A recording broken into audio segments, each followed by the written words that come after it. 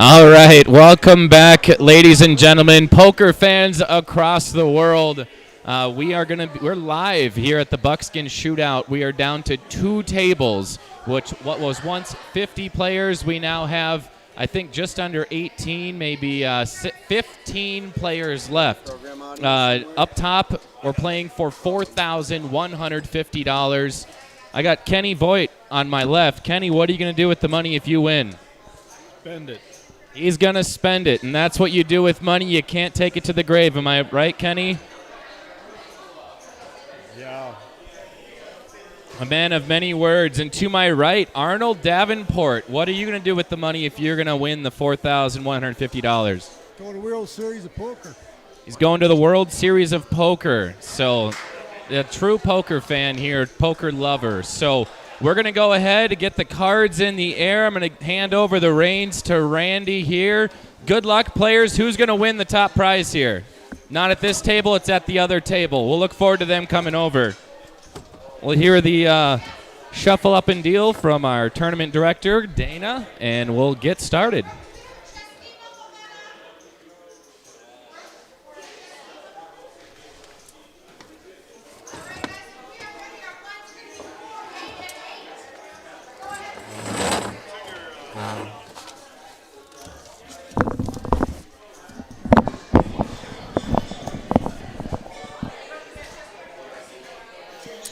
And I am back behind the booth now, joining Jared and Goose.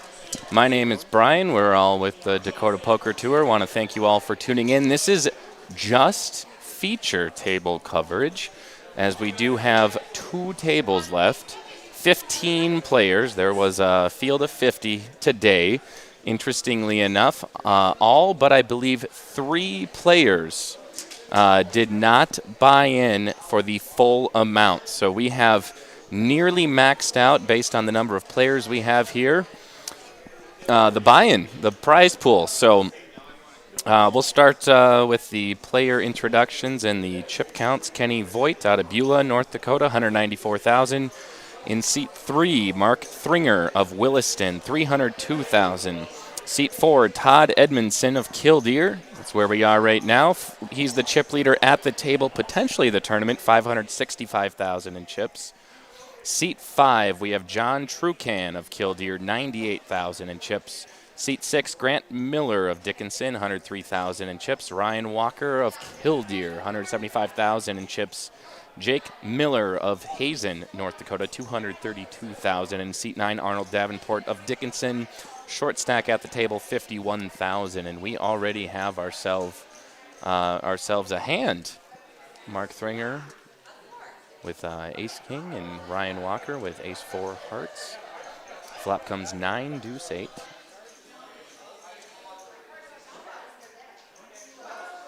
Mark's going to lead out with a bet of 22,000.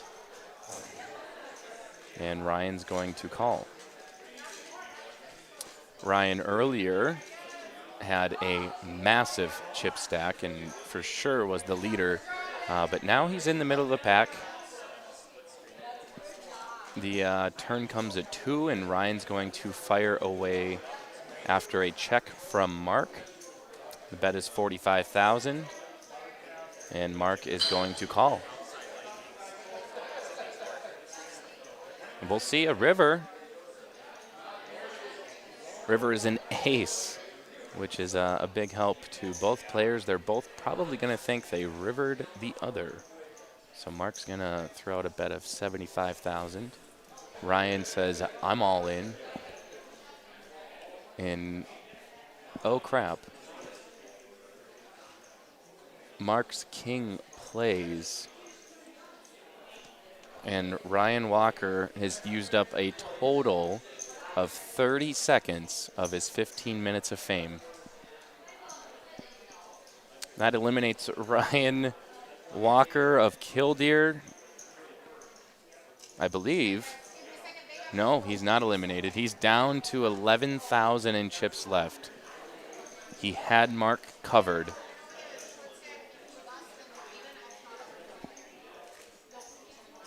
And he's got a whole orbit to go around the table to decide when he wants to put those 11,000 in chips on the line. He needs like 5 double ups to have a shot at this, but he's got multiple chips and a chair, thus meaning he's still in.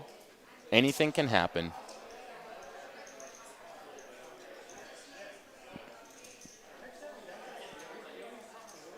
Want to thank all 50 players that came out here today to play in the Buckskin Shootout.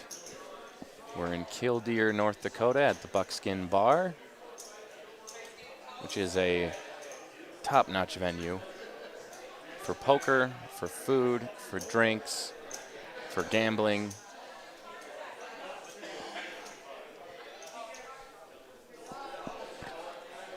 This player's goal, a lot of them have been playing for, what time is it now?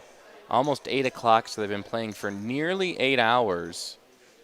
And Ryan's going to decide to go all in here. He sees a face card, and when you're down in your chip stacks, it's always a risk to wait until the blinds come around to you, or to just rip it in and try to gain some chips that way, a double up. If you just see a face card, it might be all you need.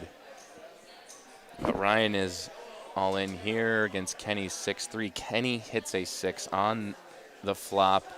It's going to need a jack or an 8. And a 10, and Ryan Walker is eliminated in 15th place. We're looking for a final table. We're paying out 9 spots. At the bottom will be 400, 8th 5, 7th 700, 6th 900, 5th 10 or 1,050. 4th place is 1,300. 3rd place 1,850. 2nd place 2,500, and our top prize again $4,150. So there's the booth. I don't know. You might have to white balance it from the top of my head. It looks pretty dark back here. There's a bunch of little lights going on, but hello, everyone. I got Jared to my left and Goose to my right. We put in a neon-colored T-shirts. And we should have worn our neon-colored T-shirts.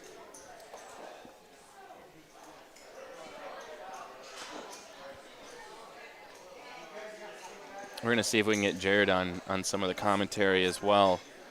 I'm on 2 microphones here, so it's kind of difficult. There. All right, Jared. Now you might be on. We're on to something here. Jared will be, he's running the RFID software, so if you see a mistake on the screen with the graphics, you can blame him, but don't get mad. I'm sure it's definitely tough to do commentary to add your 2 cents and follow the action. Requires focus for the entire time. Here we have 4 players in on this flop. Kenny, Jack King off suit. Mark Thringer, ace 6. Todd Edmondson, nothing really. We're going to see check, check. Todd's going to take a stab at it. With that ace high and a low board, you can't imagine any player has caught a piece of it, but John Trucan has got something else to say about that because he has picked up trips. Let's see if he decides to disguise his hand or if he's going to just call. Looks like he's just going to call. And he is. So the strength of his hand is disguised, maybe trying to think he's going, he's got that flush draw.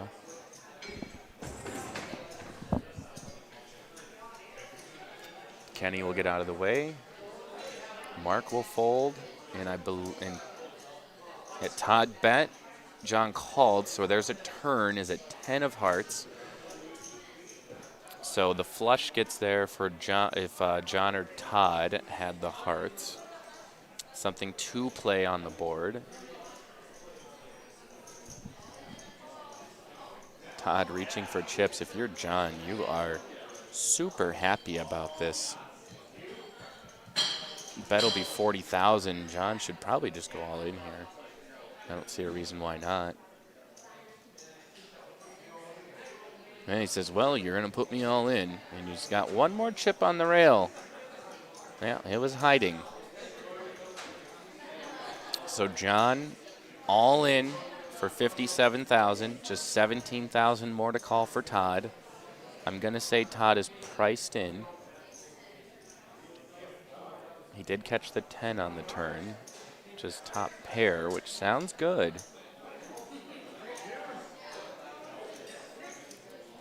John trying to convince Todd to call by putting his arm around him and whisper sweet nothings into his ear. And there it is, the call from Todd, who is drawing dead. We're going to flip him up.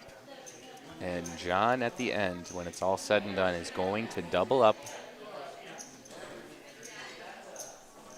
There it is. Todd getting chunked a little bit. Not too bad, though. If only Todd had a heart, he would have had the flush. So John making a strong first appearance on the live stream. First few hands, big double up. And here's action from our second table.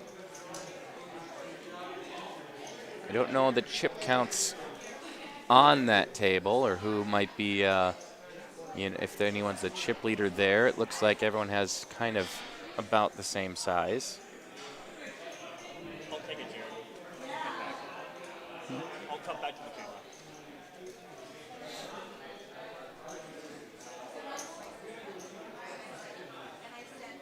And we're on to our next hand. If you want to check out our new website, dakotapokertour.com, if you want to get some live updates, if you can't follow it, the tournament the whole way through, you can always log in. Oh, we had 53 unique players. Average chip stack, for reference, 195,000 and change. So if you're below that, it's time to make some moves. And if you're Arnold Davenport, you're the kind of guy that wants to make some moves. You're below that mark by a long shot. You have 9 Spanish cards again. Sorry, good action.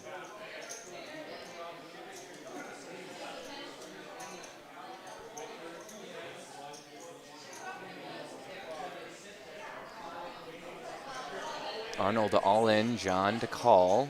Looks like he does make the call. Or Todd to call, and John to call.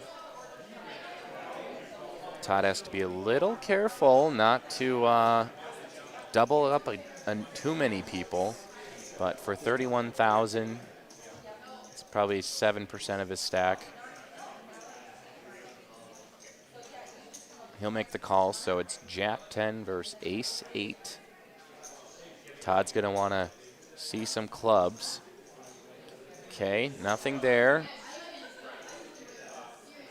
Flush draws out of it, needs a jack or a 10. And a 10 on the river. The Arnold Davenport is eliminated in 13th place. It's pretty good.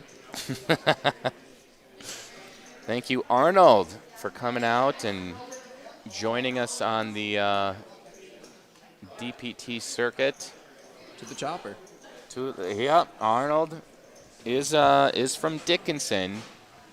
I did hear the weather was favorable to take the choppa up to Killdeer.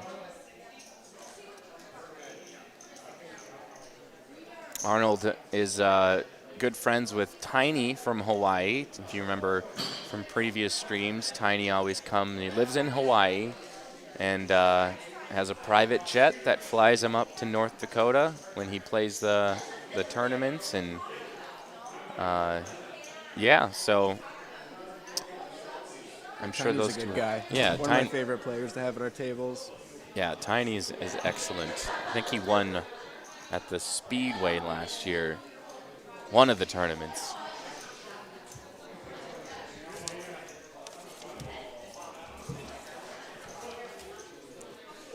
Speaking of one of the tournaments, we have upcoming tournaments. Our next one is in, I believe, 2 weeks, February 26th. Yeah, it'll be 2 weeks from now. We'll be at Fat Fish in Dickinson will be just traveling south. I think we're staying here. Oh boy. Action flop. Yep. 8-6 queen. John's got bottom pair. Todd has 2 pair. And we'll see John fold, so nothing too crazy. But Todd exposing his hand. Look, I played garbage chips, but he wasn't the small blind, so not a terrible play. But Fat Stacks tournament at Fat Fish, February 26th. This will be a Dakota Poker Tour and Rough Rider Poker Tour event. Rough Rider will be running it with Jerry and his team. So they'll be taking care of all you guys at Fat Fish. It's on February 26th, a one-day tournament. Look out for the Free Poker Network Bar League events in the area, probably ranging from even Bismarck and then all out west, potentially even Jamestown. We're probably giving away some satellite seats for that tournament, or some free buy-ins at the Free Poker Network Bar League. And then after Fat Fish, we have the hole-in-one poker tournament in Oaks, North Dakota. I believe that's at, oh goodness, I gotta remember the bar. I'll look it up here. But that's on March 4th, and on March 5th, the very next day, we will be just north of Oaks in Jamestown for the Buffalo City Showdown.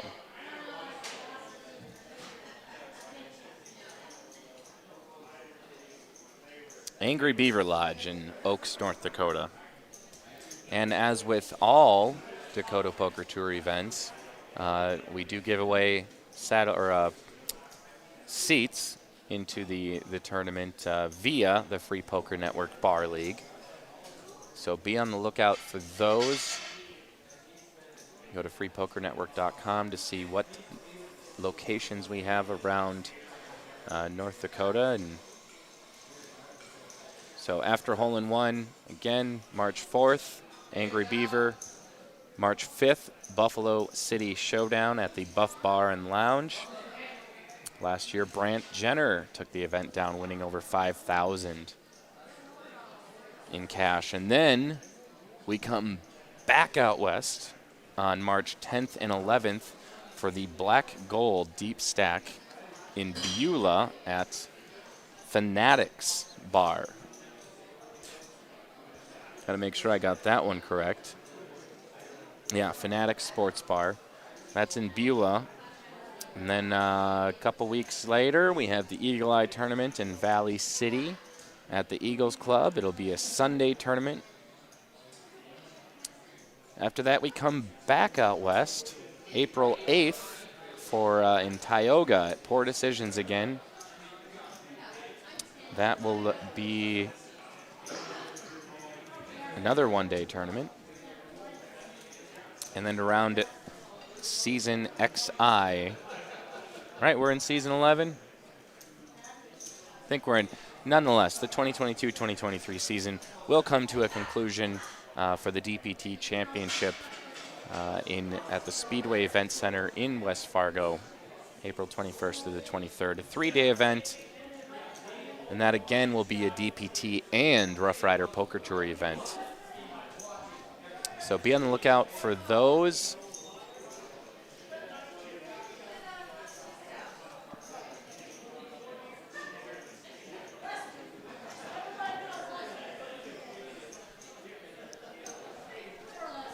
What do we got going on here? Todd just keeps firing with some hands here. Todd with pocket tens against Kenny's ace-8. 3-5-6 on the flop. Kenny will bet. Todd calls. Kenny checks. See if Todd gets aggressive here. He didn't. He checked. Kenny checks. Todd's going to fire away here. 51,000.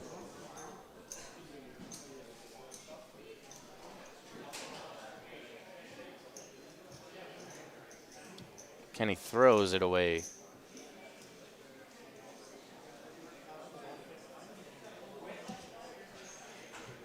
It's our first time in Buckskin at the Buckskin bar in Killdeer. So over the last day, I've been getting to know some of the players, and we had satellite night last night.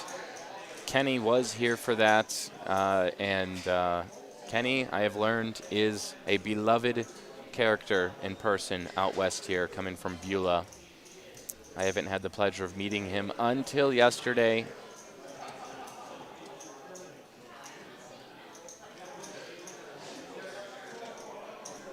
So we're happy to have Kenny here and happy to have everyone here. If you're in the Killdeer area, you can come on down to Buckskin, grab some drinks, get some steak specials they got going on, some ribeye meal.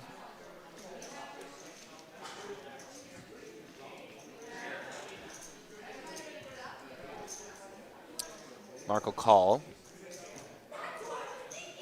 John will call. Okay, not 5. Okay. Grant will call. Jake will call. And by golly, Kenny will check. We got a little bit of a family pot here. Nearly the whole gang is playing with a wide range of hands. 8-6 ace. Jake will check. Kenny caught a piece of the flop. He will check. Mark did not catch. He'll check. John will check. And Grant, he'll check as well. Another ace on the turn. Jake will check. Kenny's going to throw out 25,000. Mark will fold. John will fold. I'll just turn that up a little bit.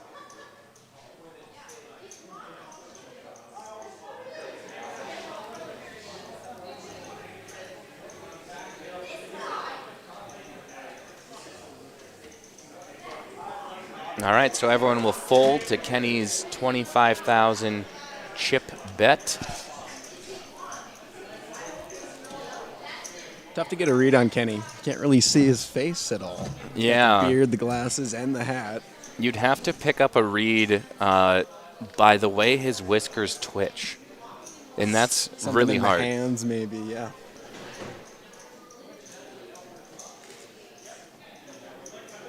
I haven't seen him twitch yet, though. No, he's a statue.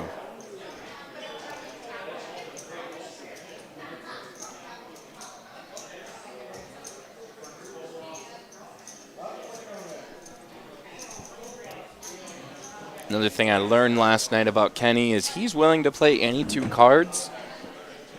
Apparently his philosophy is any 2 cards can win, and that is true.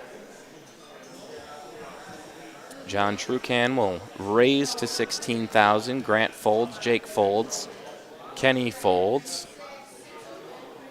Mark in the big blind. Will he defend?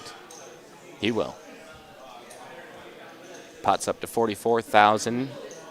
Blinds are 4,000, 8,000 with an 8,000. Big blind ante. Flop comes ace, 6, ace. 2 hearts.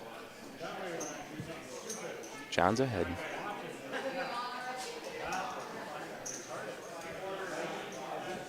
John hardly even gets his chips in the center, and Mark will fold.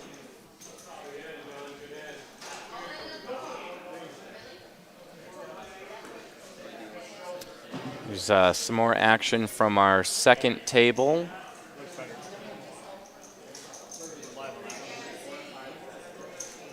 King. Oh, we got King Jack versus Ace Queen.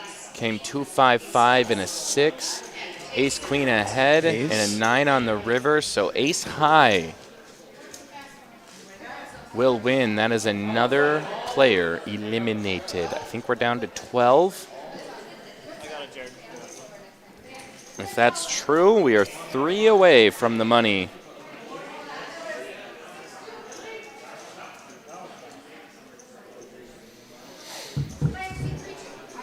Average chip stack now looking at 211,000.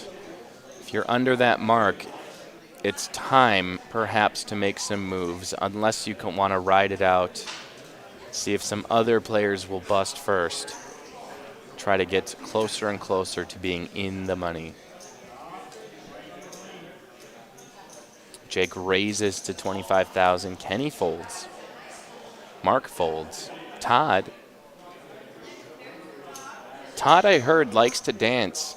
Thus, he will call with a massive string call. I have never seen anything bigger.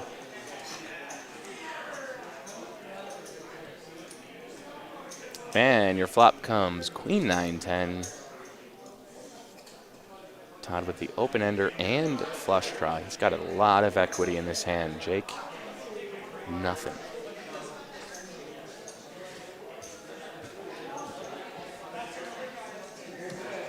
Todd will bet. Jake will fold.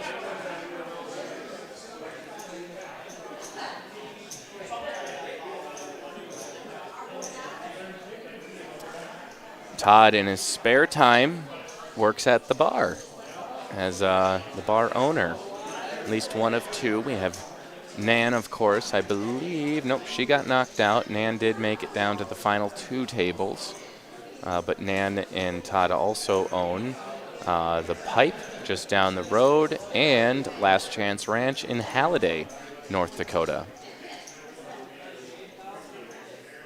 Fun fact about Last Chance Ranch is I had the best steak ever. It was a multi-day aged ribeye. We'll see folds around to Kenny.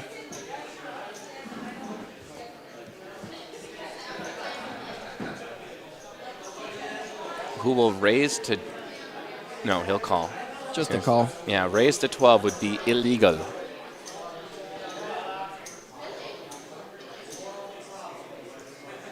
Okay, Todd, 4,000 to call. He says, what the heck? I got a lot of chips. Why not throw a few more in there?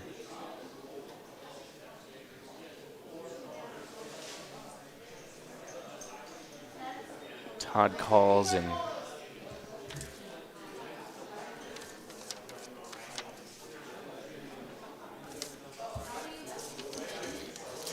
John checks, so Todd first to act in the small blind. He'll lead out for 12,000, I think.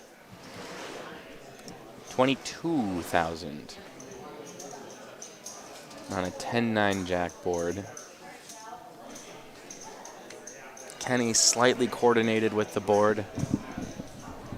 Need to see a queen or some more hearts to think about staying in. Or an 8. So Kenny will call, knowing he's got a lot of outs. There's the king on the turn. Let's see if Todd tries to tell the story that he has a queen. Looks to be 31,000, 26,000. Not even close. Kenny calls. That's close. The min chip's 1,000 out there. Yeah.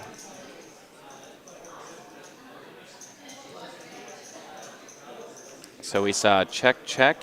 We'll see a check from Todd and a check from Kenny on the river. And Kenny, he's right at that average chip mark after taking down a 72,000 in chip pot off Todd.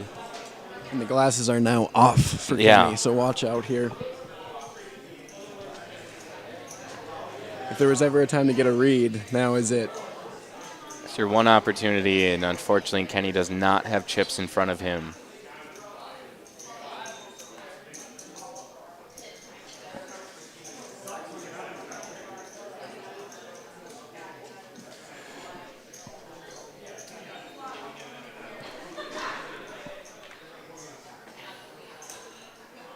Jake Miller first to act, and we'll most likely see him fold. Kenny up next.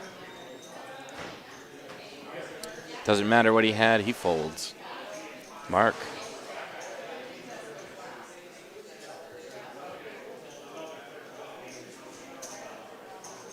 Mark will fire for 22,000.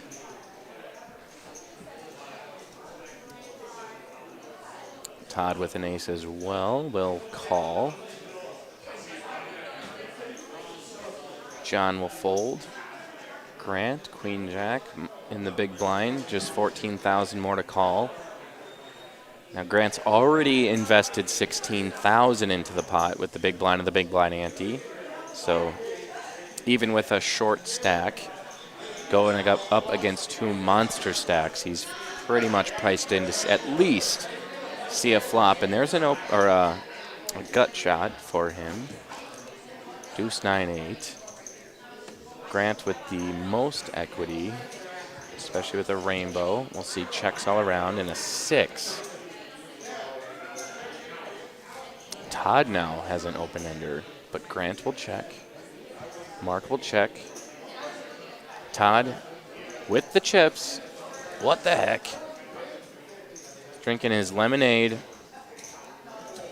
And he'll do 34,000, 32,000. Grant, I believe, announces. Did he announce all in? He's just counting it up. Nope.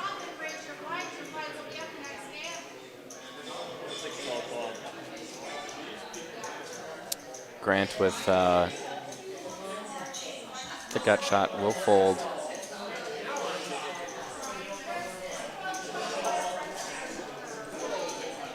Mark folds as well, so Todd raking in more chips. Will this guy stop? We don't know. Our blinds are now up to 6, 12, 12.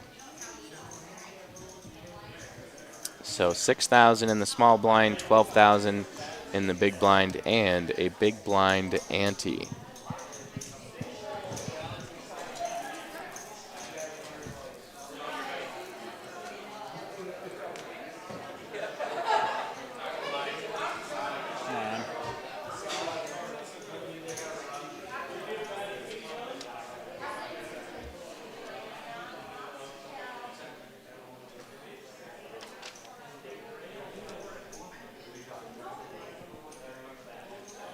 Mark with ace-jack again.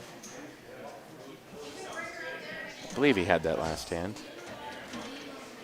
Todd will fold. Over to John. John will fold. Grant folds. Over to Jake. Jake folds. We'll see what Kenny wants to do. Doesn't matter. I think he already folded. So there we have it. Mark pulling in some more chips.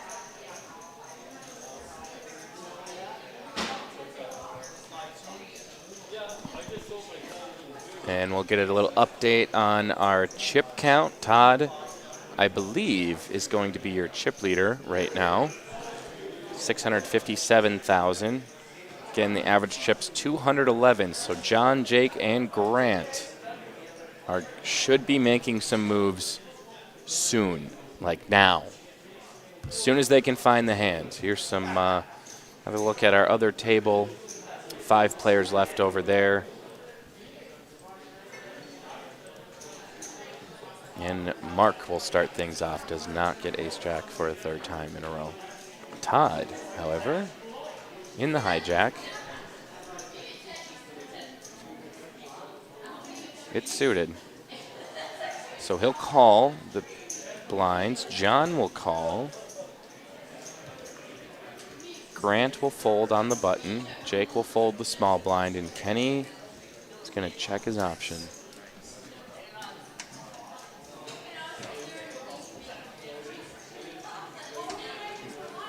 Queen, Jack, King. Todd hits top pair. We'll see him certainly be aggressive, as he has been throughout this broadcast thus far. Looks like 40, 75, 65,000. So bets over the pot. 60,000. Kenny folds. Everyone folds. Todd is almost at the 700,000 mark. He's all smiles, folks. You would be too if you were the chip leader.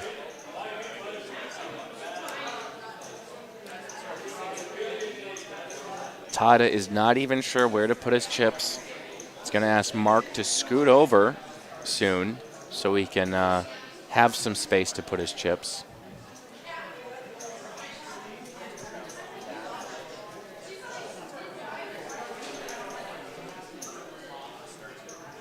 Yellow's out front in 4. Yellow should be out front Todd in will 4. finally not be in a hand. He's already folded.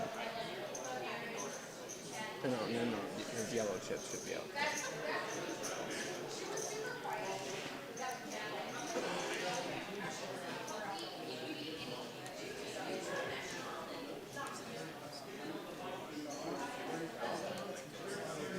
John Trucan, another pocket pair. He'll call. I believe he just had 6s as well. Grant Miller folds over to Jake Miller, who will call. And Kenny in the small blind, just 6,000 more. Might as well. Mark will check his option. And we're going to have a 4-way pot.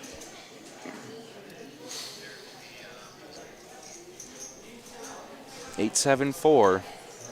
Mark catches top pair. It's going to be 21,000.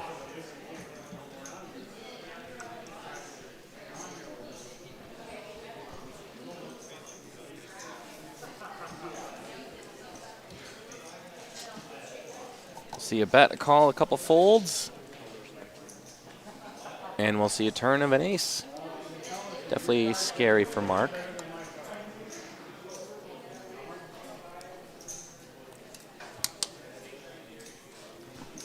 Mark checks. John will bet. I believe it was 20,000. Mark calls. Ace on the river, and we'll see a check. Mark will show his pair of 8s, which is greater than a pair of 6s. And Mark is pulling in a nice-sized pot. He's up over the $500,000 in chip mark. So we got 2 forces to be reckoned with, Todd and Mark. Everyone else is way behind. The other table, I can't imagine there's as many chips as Todd and Mark have even combined. Looks like we don't have very large chip stacks over there. Seat 9 has a bunch of blues, but that might amount to over 100,000. But no one else really is even near the $500,000 mark. John folds, Grant folds, Jake.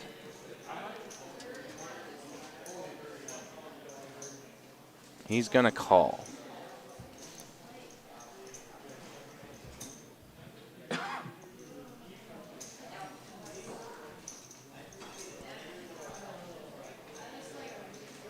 Todd will check his option.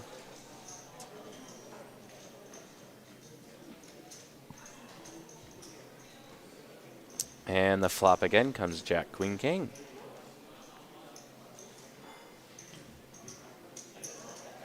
Jake catches the king, and Todd has an open-ender. We'll see check. In the return comes an ace. Todd hits his straight. Todd is on what you might call a heater. Don't go all in, Jake. It's not worth it. Unless a 10 comes on the river, you're screwed. And he just did what I told him not to do. 45,000 more, Todd says. What's that, like 7% of my stack? 6%, 5%? I'll call. There's Broadway. Jake wants to see a 10, and judging by the fact there's 1%, there might be one out, and he does not hit it. 7 on the river. Jake Miller eliminated in 11th place. We are 1 to the bubble, and man, the rich keep getting richer. Todd Edmondson absolutely killing it. He's up over 750,000, 842,000 to be exact. He has 50% of the chips in play on the feature table, and I'd imagine probably about 40% of the chips in play. Might need to throw a sandbag on the other side of the table there or something. Yeah, he's definitely weighing it down quite a bit. We're going to need to offset the weight. And Mark right next to him, too, there. So those are the 2 big stacks right next to each other. Goodness. Yeah, well, luckily the big stacks on that end, because our table, the board, has a little bit of a flex in it, and it flexes up. So all that is helping that table stay flat. Marco call for 12,000. Todd can play a little loose right now if he wants to. Maybe disguise some of those weaker hands, try to catch something, and knock some more people out of this tournament. So we'll see 9 ace on the flop. Todd will check, John will check, Mark will check. 3 on the turn. Todd checks, John checks. Mark might fire away here. No, he checks. 7 on the river. And Todd's just going to fold. Folds with humor. And we'll see checks around, and we'll see a check next to Mark's name. That indicates that he won.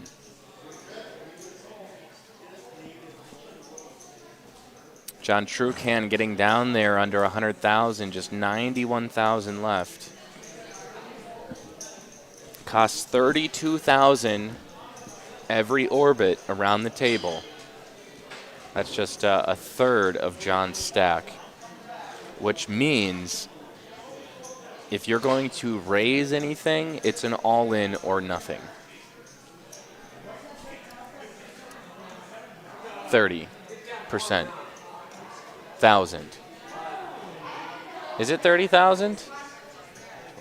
24. Oh, 12, 12, 6, 24, 30,000. I need a scan on 1. You said 24? There. Kenny's in there now. He's got ace-8. He's going to raise to 24,000. Mark will fold. Todd will fold. John, nothing good enough to go all in with. He'll fold. And Grant will fold as well. So Kenny pulling in the blinds and antes.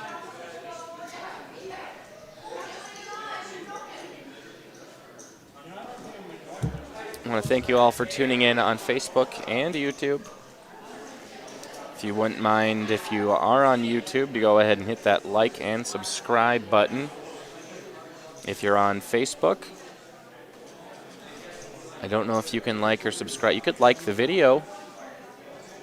I'm not sure if you can subscribe on Facebook. We'll try to monitor the chats here as well. At least I'll be on YouTube to see if anything comes in. If you'd like to interact. We are on a delay as well. Is it 15 minutes? We're on a 15-minute delay, so anything you say or talk about will be from 15 minutes in the past.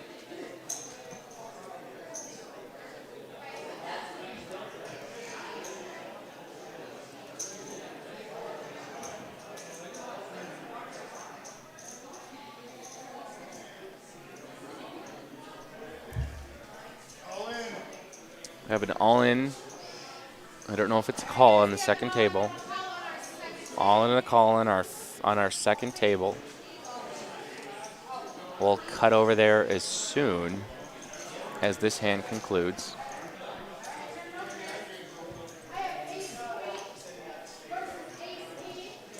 There it is. So we'll head on over. Ace, queen, I think versus ace. So ace, queen has 2 pair, which... ace, queen versus ace, king, and ace, queen flops 2 pair. We have another elimination. I think that means we're down to 10, and we might be hand for hand. On the Facebook stream, we have Wade Kaiser. A little shout out to him, saying shout out to Randy, the best dealer in the upper Midwest. Looks like a nice venue. Wish I could have made it there. See y'all in Oaks on the 4th. We're looking forward to seeing you there as well, Wade. We're on break. We're going to take, we're on the final table. Goodness gracious, folks. When we come back, we will be final table action here at the Buckskin Shootout at the Buckskin.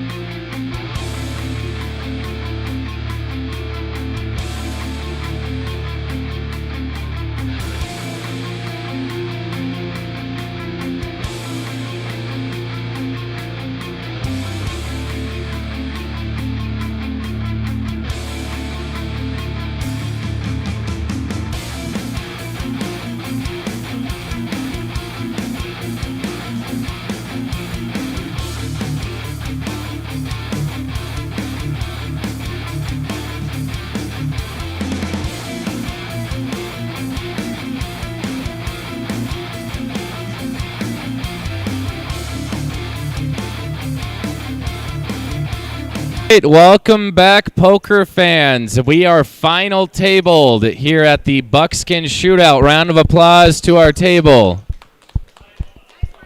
Yeah, we had to turn the volume down because you guys made such a loud round of applause. Kyle Fearby, $4,150 on the line. What are you going to do to with the money if you're going to win? I don't know. Just make it home tonight. Just wants to make it home. Yeah, okay. You're from Halliday, so just down the road, just east of us, I believe. Oh, we have to stop? We're frozen. Uh-oh. Kyle, can you remember that interview and do it the same exact way? Yeah, I can think of something. Okay.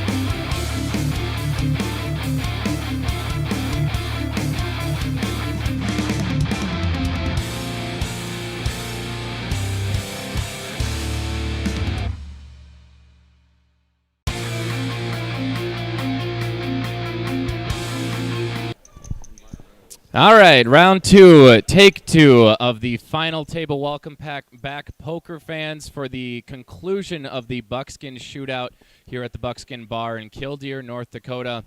Down to our final 9. Let's try another round of applause. Thunderous round of applause from our players. Who here thinks they're going to win the top prize of $4,150? You got one person? No one else? All right. You're taking it home. Kevin's going to take it home here tonight. But Kyle Fairby, to my left, if you were to win the top prize, what would you do with the money? Well, I'm heading to Vegas in a couple weeks, so I'll find a way to get rid of it. You'll find a way to get rid of it in Vegas. That's a classic response. Kenny, any change to how you're going to spend the top prize? Yeah, I think I'll just keep playing poker till I get rid of it all. All right, keep playing poker till he gets rid of it all. It could take a little while, but and then looking down at Grant Miller. He's got our short stack at the table with 49,000. How do you feel right now looking at all these monster chip stacks? I'll triple up here soon. All right, so Grant's going to triple up here soon. We'll see that happen, hopefully. But we're going to go ahead and get started. I'll hand the reins over to Randy, the best dealer in the Midwest. Good luck, players.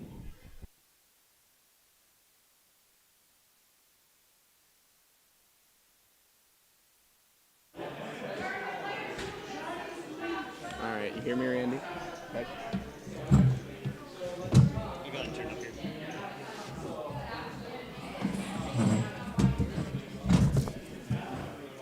Okay, 6, 12, 12. Small chip is 1,000, buttons in 1, correct? That's Brian. Okay. We didn't get any of that. Was that up? This was down the whole time? Yeah? This was down, though. We're still going through, I think. No, I was watching. But the main slider was down. Still going through. But you were hearing it in program audio. Okay. Okay. Boy, oh boy. We'll find out. I think we're okay. I hope we didn't miss out on the intros. Let me see here. Yeah. All right, so we are back on to final table action. Oh.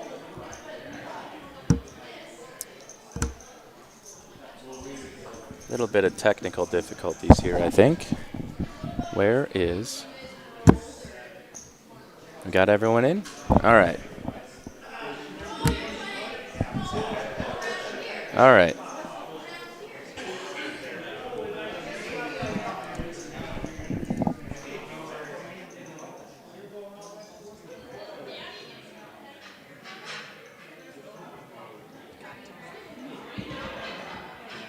No, it's not coming through now. All right. Just figuring some things out, I think. But we're getting there. Let me turn. All right, hopefully you guys can all hear me pretty well. We had, as soon as we started the final interview, the computer took a crap and froze on us. And these things happen on live events. And hopefully we caught that first part of the interview, the opening interviews. Kyle Fairby. We'll go ahead and introduce our players, starting with Kenny Voigt. He who mustn't be seen is his nickname. Again, out of Beulah, he's starting with 223,000. And then in seat 1, Kyle Fairby of Halliday, North Dakota, 131,000 in chips, soon to be less, potentially. He's all in against Kenny. Kenny will fold. So Kyle will actually have more. He'll have 221,000 in chips. Seat 2 is Grant Miller with 49,000, actually probably less now, 43,000 in chips.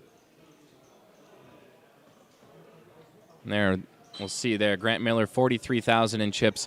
He said he's going to triple up here in no time. So we'll see. Look forward to him doing that.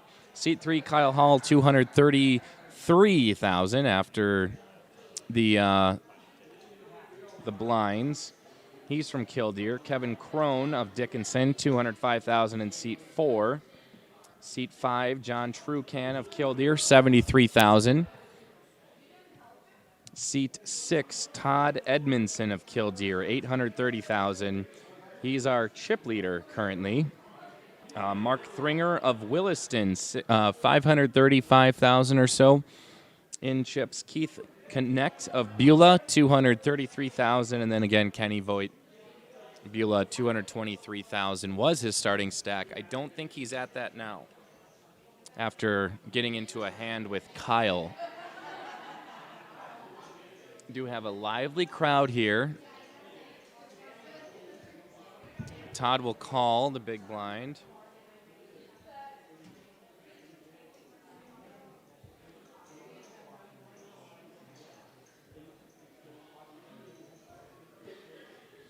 And we'll have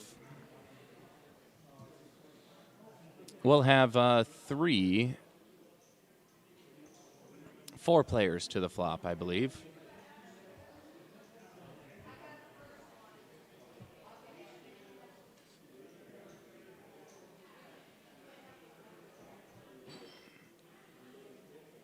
Actually, Kyle raises it up to 29,000. Kevin Crone in the big blind, 17,000 more to go.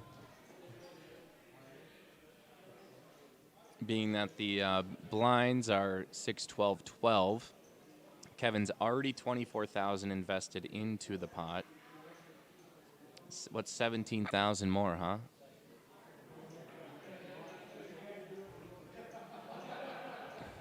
Ace 5, not an amazing hand, but once we get down to this final table, actually, we do kind of expect people to tighten up a little bit. And then it gets super loose, and then it tightens up again once we get closer to first place, is generally how the flow of this goes. Once again, top prize, $4,150. The next player to be eliminated will take home $400. $400 in probably about 9 to 10 hours, we'll call it, depending on when this player busts. But we are on our 9th hour of poker. Started at noon.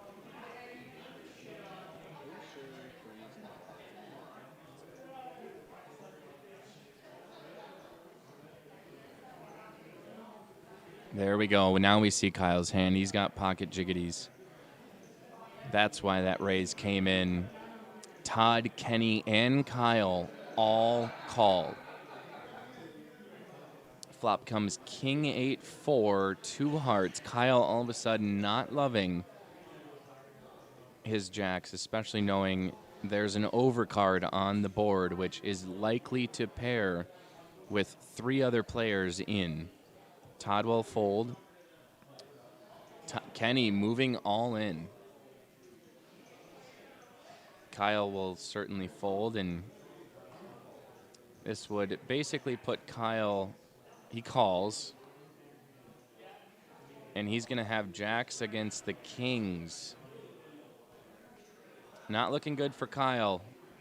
Think he's drawn, needs a jack and a jack only. And he says, doggone it.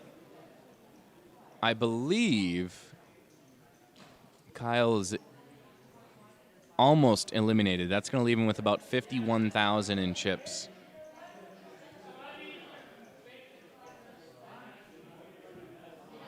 So Kenny Voigt, a huge double up.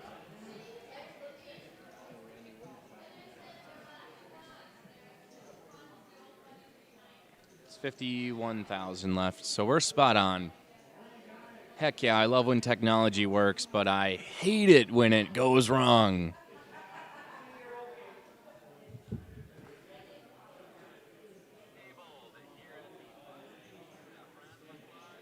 This is the frozen part. The audio came through. The video stopped. But if the audio came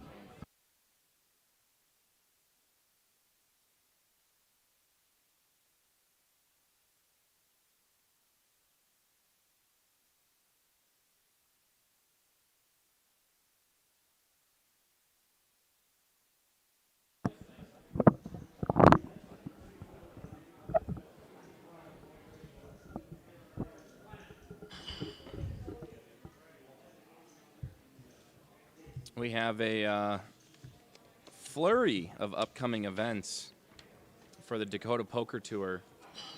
Our next tournament will be in a couple weeks on February 26th at the Fat Fish Brewery in Dickinson for the Fat Stacks Poker Tournament. It's a one-day tournament, and it will be a Dakota Poker Tour and Rough Rider combined event. So you'll be able to earn points if you cash in those for both your Rough Rider and DPT involvement, I suppose I could say. Todd Edmondson, King Jack suited. Mark Thringer, Jack 10 will fold. Keith Connect folds. Kenny folds, Kyle folds. Over to Grant. He'll fold. And Kevin Crone will fold. John Trucan looks like he's going to call in the big blind, so just 12,000 more. He's got 37K left. If he hits anything on this flop, I guarantee he's going all in. Ace, 8, 5. Check. Todd's going to fire away. He's got plenty of chips to do so. I can't imagine he won't put them all in here.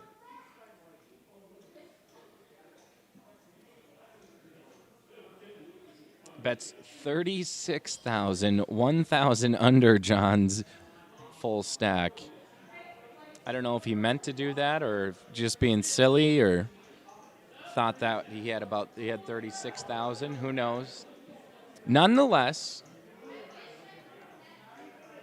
Todd's pulling in more chips. His stacks just keeps on getting bigger.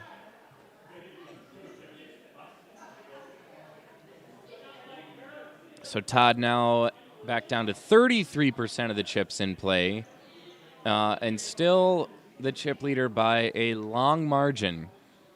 Mark and Kenny are really the only ones that are even remotely close. Everyone else has quite a ways to go. We got 3 players under 100,000. So we'll be looking forward to Kyle, Grant, and John going all in very shortly. It's $30,000 in chips to finance one orbit around the table.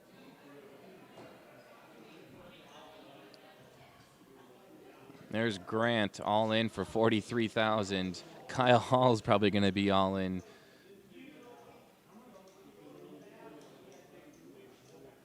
For 51,000. Might as well not call, just go all in. And then Kyle, it's up to Kyle. Oh, there it is. Okay. Catching up. We got a couple Kyles, couple Millers. And Todd, Jesus criminy. Todd Edmondson wakes up with kings. 31,000 to call. I can't imagine he's not just going to go all in and try to isolate or force Kyle and Kyle to make a play here.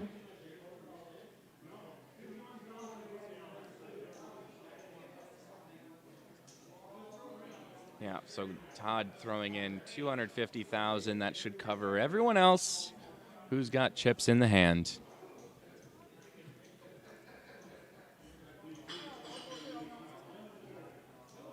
Kyle will be all in to call. He's going to fold. Kyle Hall that can't get away from this. Why not? So Todd has a chance to knock out 2 players here. We've got Pocket Kings versus 8-8 suited versus Ace King suited. If you're Grant Miller, he said he was going to triple up, and this is his chance to do it. He's going to want to see spades. He's got spades. He needs one more spade for the flush. There's a 4. You want to see black and a spade. River is a 9 of hearts. Todd Edmondson eliminates 2 players in one fell swoop. Goodness gracious, ladies and gentlemen.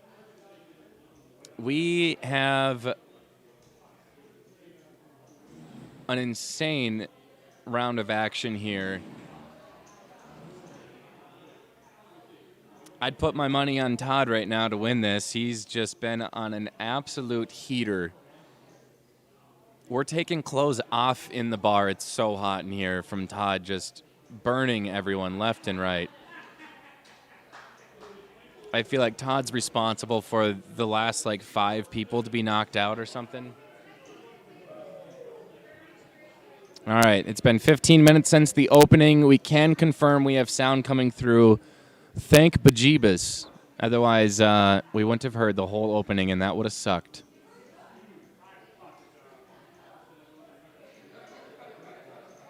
Todd Edmondson, also owner of the Buckskin, also Last Chance Ranch in Halliday, and the Pipe in Killdeer, just down the road a little bit, with him and his wife, Nan.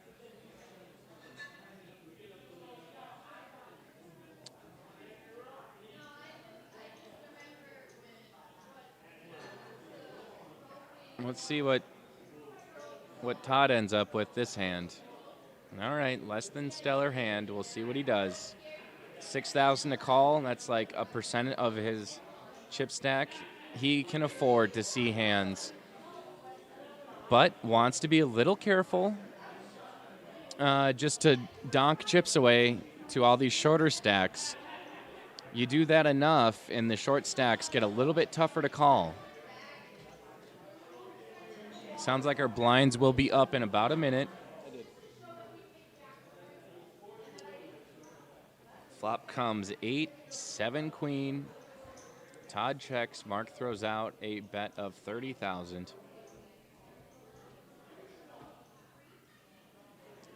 Todd didn't quite catch enough of that flop.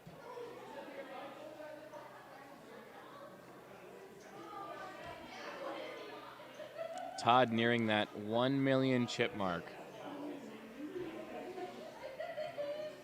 Something I'm learning with being in Killdeer and throughout today and yesterday, poker events.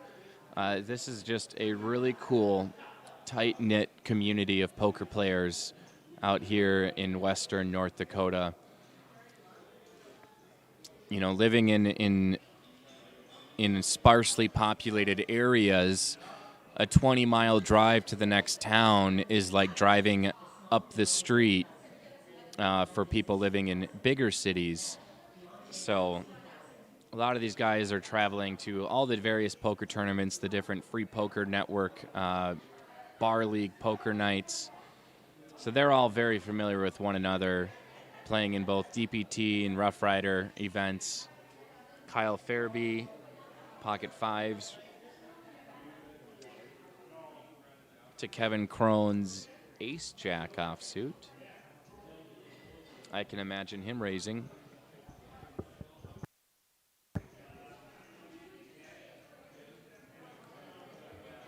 $40,000, I believe. John Trucan.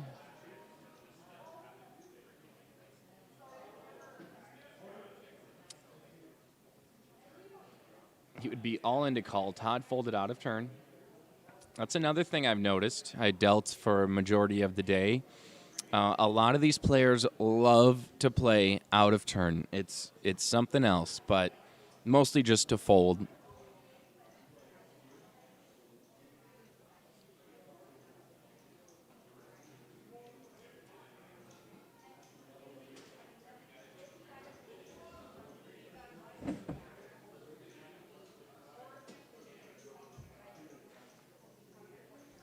More upcoming events for the Dakota Poker Tour.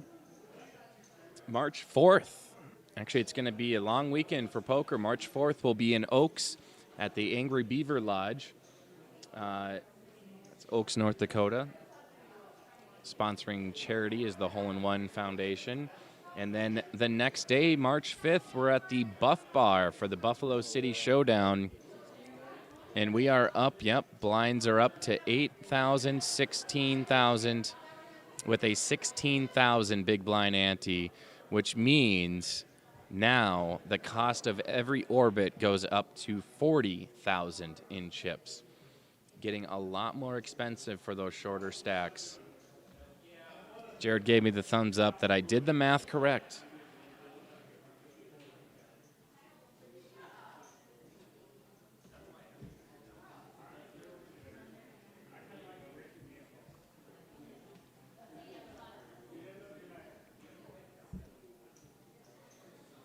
Kyle Fairby raises to 32,000 with Jack 10 suited. Marco fold. Keith Connect will fold. Can he vote in the big blind? See if he protects. It looks like he is going to protect the big blind. 4-3 suited of diamonds. Be interesting to see a bunch of diamonds come out on the flop. 8 ace ace, all black. Kenny checks. Kyle's reaching for chips, sensing weakness in Kenny's hand. He'll bet a number of chips, 30,000. Kenny folds.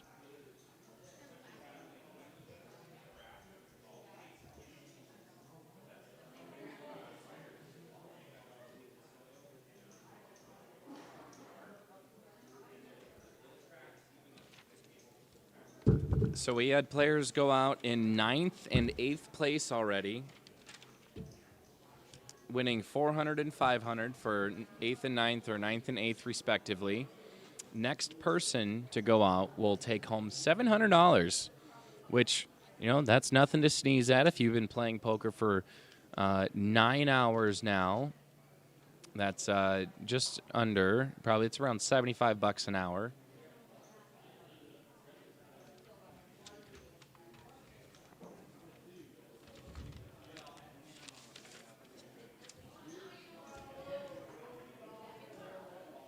John Trucan, pocket fours. He'll be all in for 31,000. Todd unbelievably folds. He loves knocking people out, but he folds.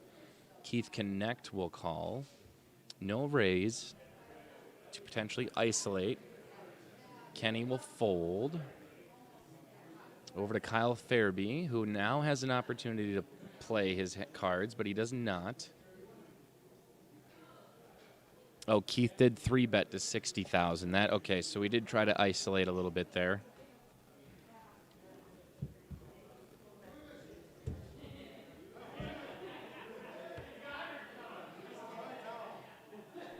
So fours versus ace jack. Can Keith connect on the flop? He does not thus far.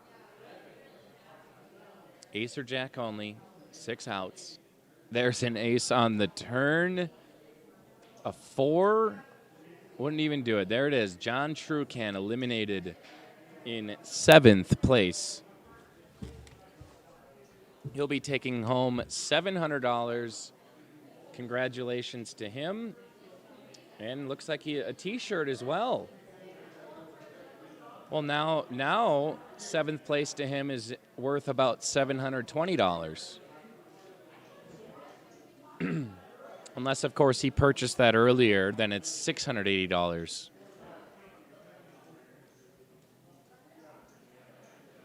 So, wow, just like that, with these shorter stacks at the table, going out one by one. For reference, average chip stack is 362,000. And you can see we have 3 players below that mark. 4 even, with Kenny. It's just about there, though.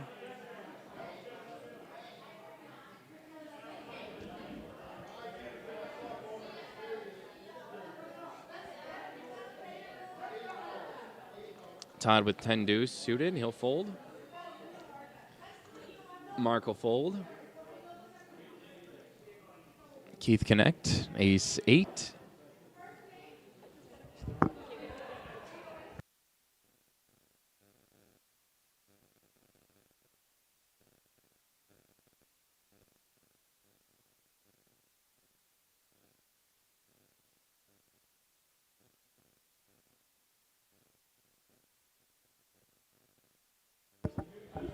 Keith Connect raises to 39,000. We'll see folds from, well, now we're over to Kevin Crone. King Jack, Jack King offsuit. He's thinking about it. Is it an all in or nothing type of hand? Maybe. Still has a little bit of a chip stack left. Should he just call, it would definitely save him. But it would definitely give Keith Connect something to think about if he went all in.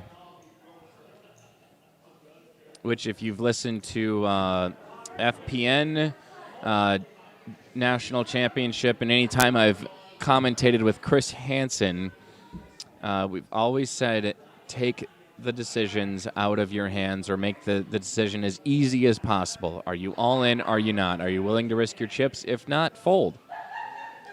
But Queen 5-4 comes on the flop. Kevin will check. Keith will bet 20,000.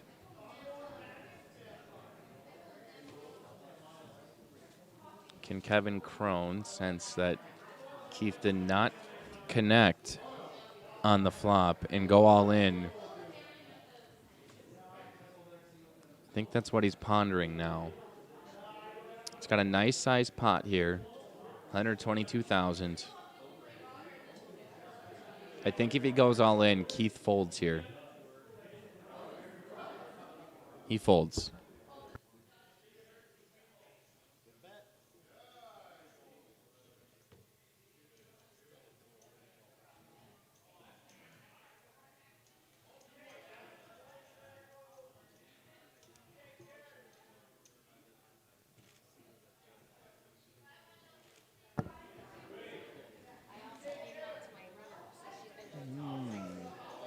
Good.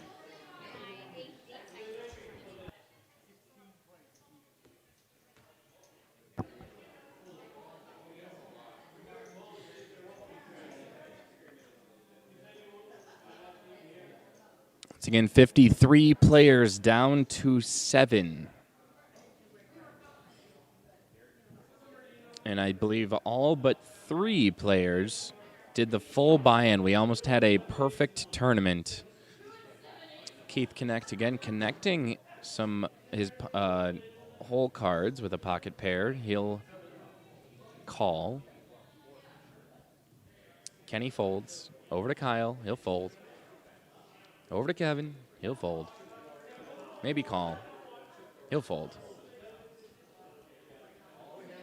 Todd will check his option. Gotta love being able to check your option with a less than stellar hand. Flop comes deuce, 9, king. It's the exact reason if your hand connects in the big blind and you have a couple crappy cards, you very well have a very good disguise for your hand. But here, Keith will bet 16,000. Todd looks like he's either gonna call. He'll call. We'll see a turn. It's a 6 of hearts. Keith, one more card, one more heart for the flush. Todd will be scared. Yep, scared of the hearts. Keith sensed the weakness. He checks. 3 on the river. Todd checks. Keith flips him up.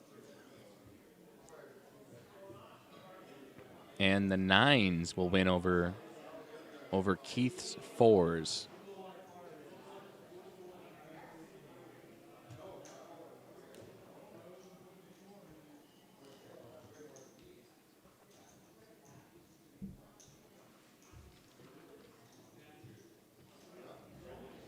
Going back to our upcoming tournaments, talked about the 4th and 5th in Oaks and Jamestown, and then the following weekend is a 2-day tournament, the Black Gold Deep Stack Tournament in Beulah, North Dakota at Fanatics Bar.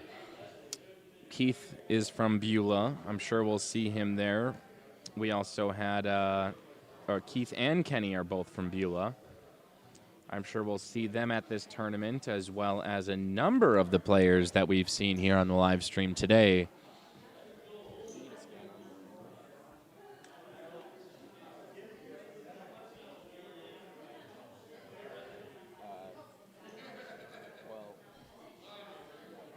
There he is. All right. Just instructing Kenny to scan his cards. We got him scanned. Now we know what he has.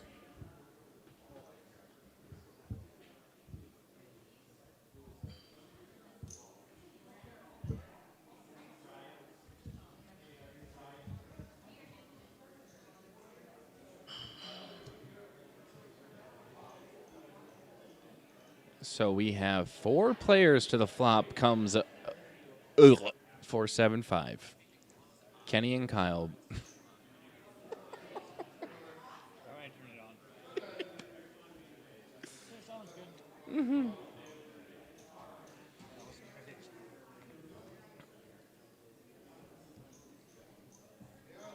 So Todd, sensing weakness and actually has an open ender, will bet 34,000. Kenny, middle pair, best kicker possible.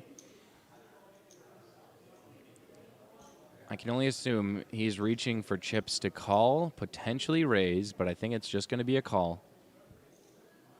And then Kyle Fairby. He'll fold. Yeah, live to fight another day, Kyle. Kyle sporting a Junkyard t-shirt. It's Junkyard Brewery out of Moorhead, Minnesota. One of my favorites. If not, I'll call him my favorite brewery.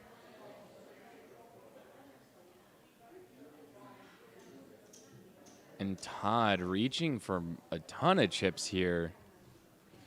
65,000. Will it scare Mr. Kenny Voigt? It does scare him away. Yep, seeing that king is definitely, that's scary. So Todd, is he above the million chip mark? He is, 1,056,000. He's got 42% of the chips in play. The next highest is half his amount with Mark Thringer. Kevin, Kyle, and Kenny and Keith need to start making moves. Kyle and Kevin mostly.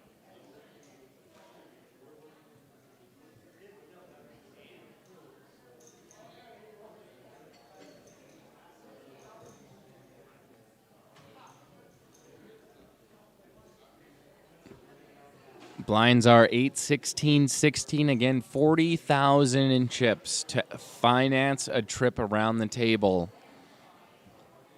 That 150, 160,000 doesn't look too great anymore. That's just 4 to 5 orbits. Kyle Fairby, ace-jack. He's on the list to be going all in very soon. Kevin Crone, ace-6. We'll see if he does anything with that. Nope, he's gonna fold. Todd will fold. Mark Thringer, bet of 133,000. He's got pocket jiggities. Keith Connect will fold.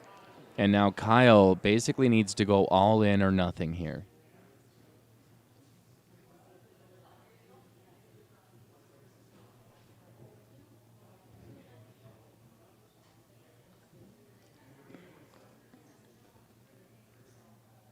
$101,000 to call leaves him with just 35,000 left.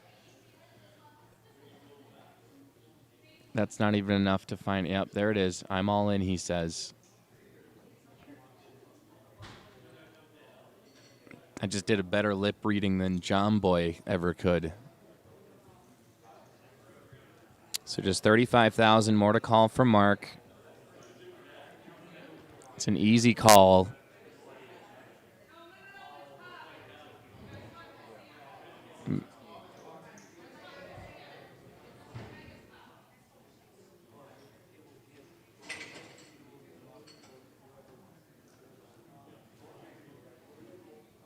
It'd be quite amazing to see Mark fold here, giving Kyle up to 333,000 in chips. Was that a call?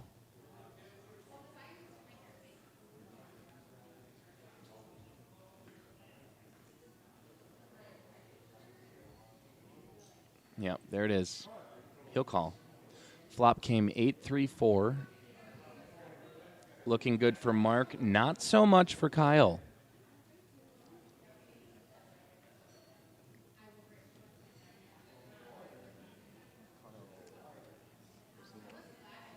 Yeah, he shoved all in. Kyle shoved all in. Mark just called. Is that the right flop?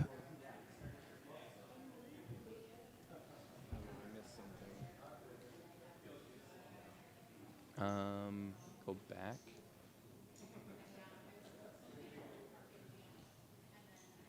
And then just call. chips. It could have been there. So ace 3-4. Now Kyle's feeling good. I think it might have read cards coming across that were folded.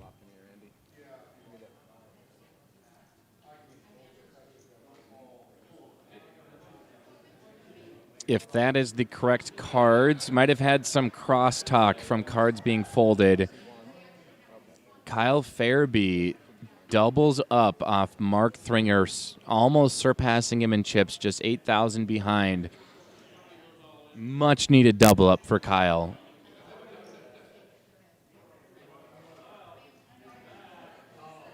It's definitely a sweat to have, being behind and you're all in pre-flop, and you're up against a pocket pair.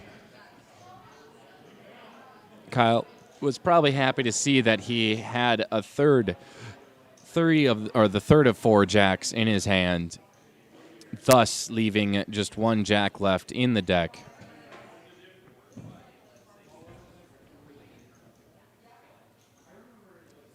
So those gray chips are 1,000, blue is 5, yellow is 25, and the red chips have been introduced. They're 100,000. Kyle now not at the point where he needs to go all in or nothing. He is basically right at that mark of the average chip stack, 362,000.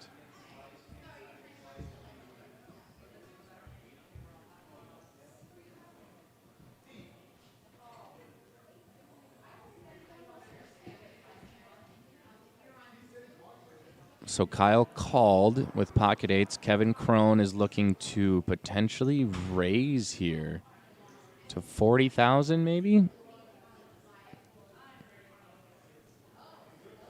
Todd will fold. Mark folds. Keith Connect folds. Kenny Voigt folds. And Kyle just 24,000 more to call. He's got some chips to work with. He'll get 1,000 and change.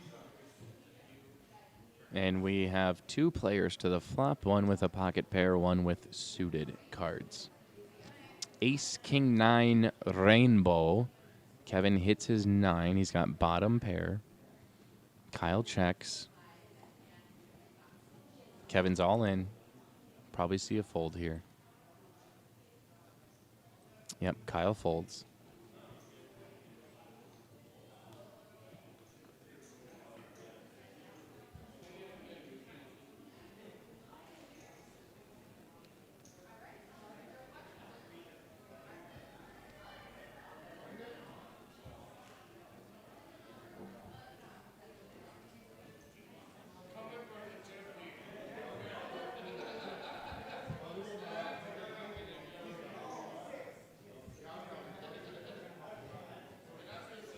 Again, thanks for tuning in on Facebook and YouTube. If you're joining us on YouTube, go ahead and hit that like and subscribe button. Be updated on all future broadcasts of the Dakota Poker Tour.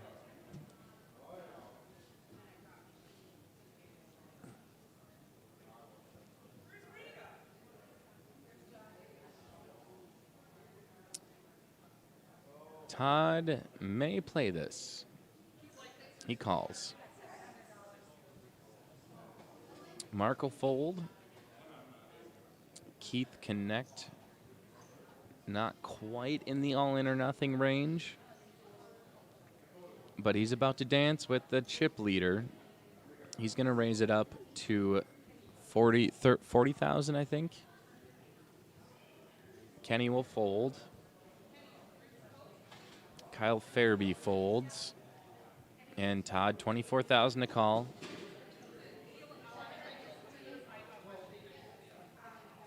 And I think he will. He does.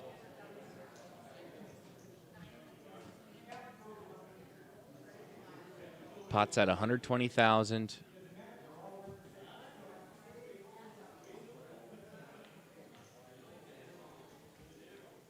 Flop comes Jack, Jack 3. Keith flops trips. You love seeing that going up against the chip leader. I would almost not like to see a bet here.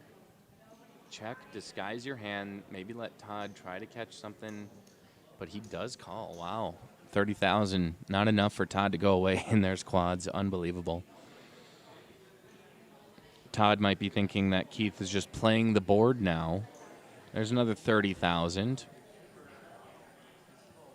Stringing Todd along. Wow, I love this.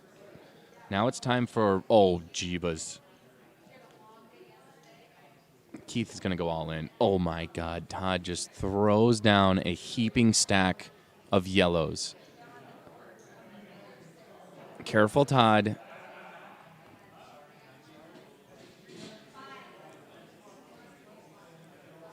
I mean, unbelievable hand here. Keith flopping trips, turning quads. Todd rivering a full house. Doubling up Keith Connect. Todd now just under 800,000. Keith at a $500,000.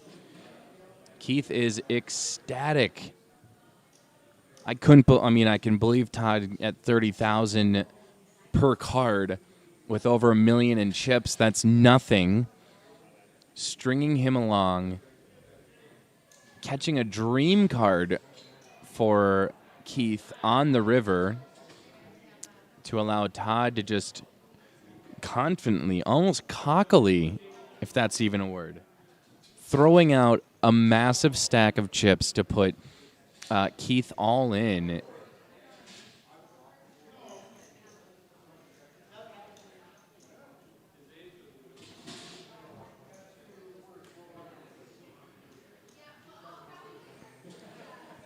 Keith Connect just got a interesting fact about him coming down the research team pipeline. Keith Connect's favorite toys growing up, oddly enough, or maybe ironically enough, Lincoln Logs. You'd think they were Connects, but nope, he was a Lincoln Log fellow.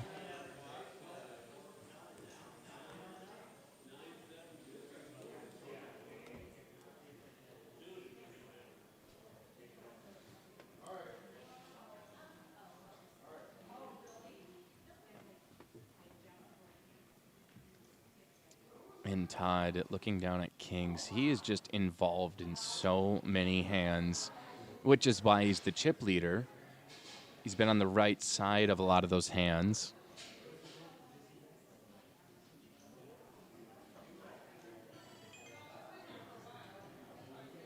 Todd deciding what he wants to do here, raises it up to 75,000.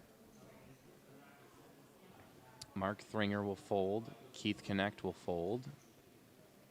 Kenny will fold. See if Kyle has anything worth it. Nope. We'll fold, and Todd picks up the blinds and antes. About 4 minutes left on this level.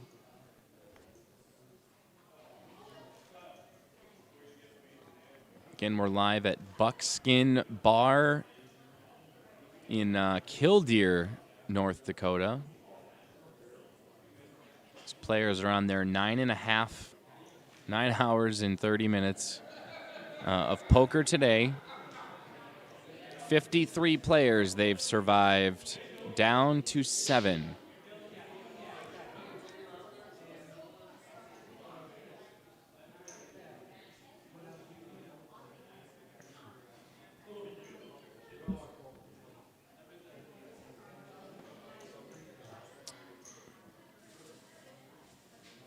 Mark Thringer will fold. Keith will fold. See if Kenny's got anything. He might tango with that ace-6. Now that we're down 7-handed, 6-handed. Now that we're down to 6-handed, the range of hands that one might play is going to loosen up a little bit. Basically, if you see an ace in your hand, you're good to go. But if you're Kevin Crone and you say 2 kings in your hand, you are licking your chops to double up. That's your goal. And Jeebus criminy. Todd Edmondson, Pocket Rockets. Are you kidding me? king's last hand, looks down at aces on this hand. He'll 3-bet to 216,000. He's going to put Kevin all in, and we might see Todd I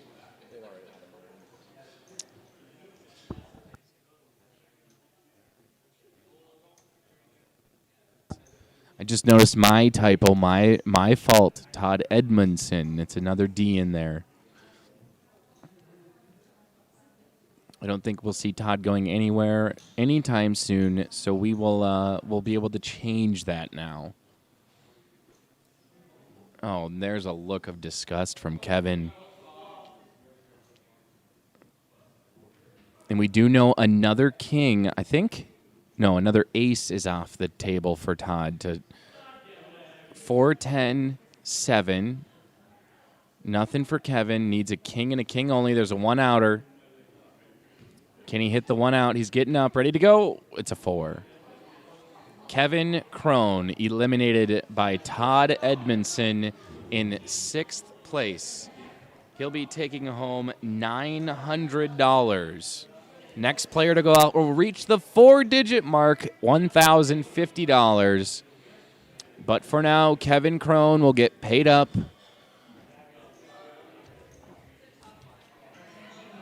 Kevin Crone from Dickinson. He covered gas, the buy-in, and then some with that win of $900. Congratulations to Kevin Crone.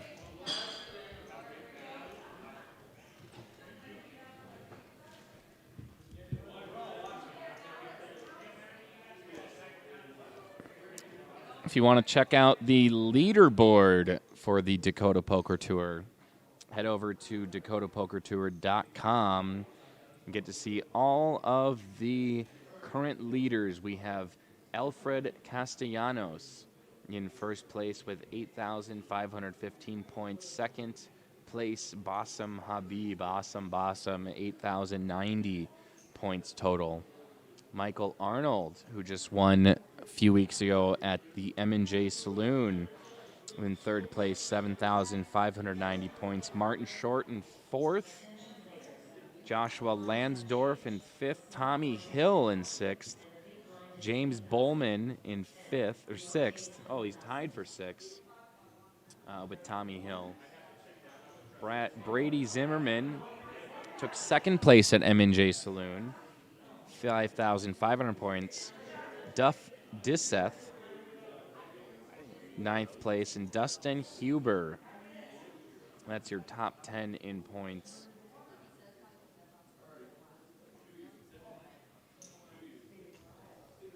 So to check those stats out, dakotapokertour.com. Check out the leaderboard. You can also get all the live updates from the event currently happening. With that elimination, too, your average chip stack is 508,000.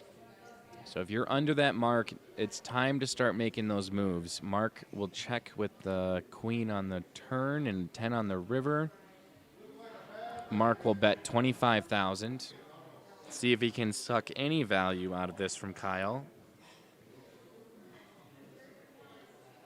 And for that price, he sucked an extra $25K out of Kyle, and Mark take home a pot of 138,000. The blinds also just went up to 10, 20, 20. So it is now 50,000 in chips to finance for every orbit around the table.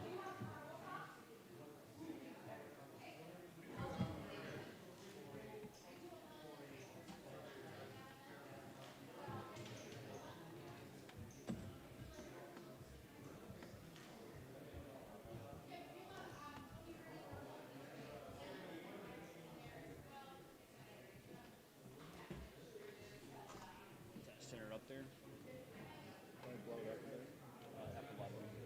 Yeah, that's good.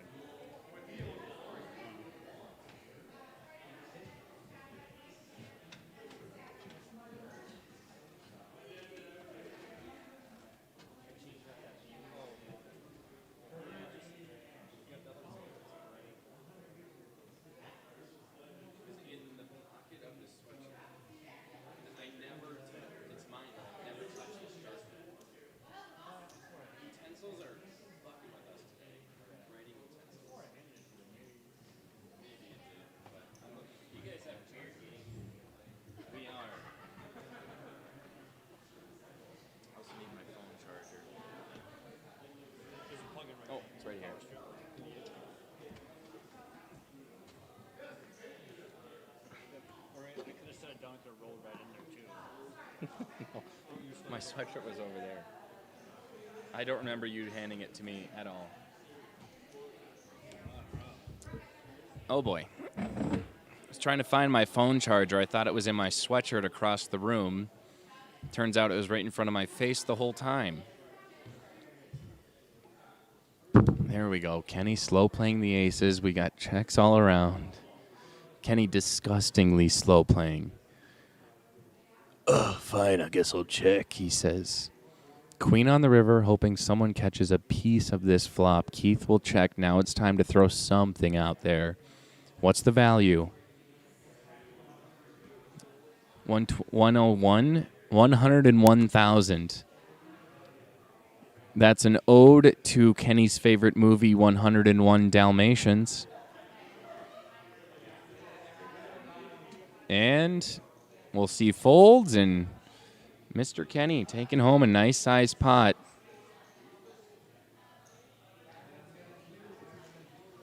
We have, as the production crew, have lost and found writing utensils that we just had in our hands probably 10 times today. Shouldn't be a lack of sleep. We got home at the hotel early last night, had plenty of time to sleep. Maybe Jared, your bath that you took till 2 a.m. might have gotten you a little out of it. You a little sweated a little too much. Got to get you rehydrated.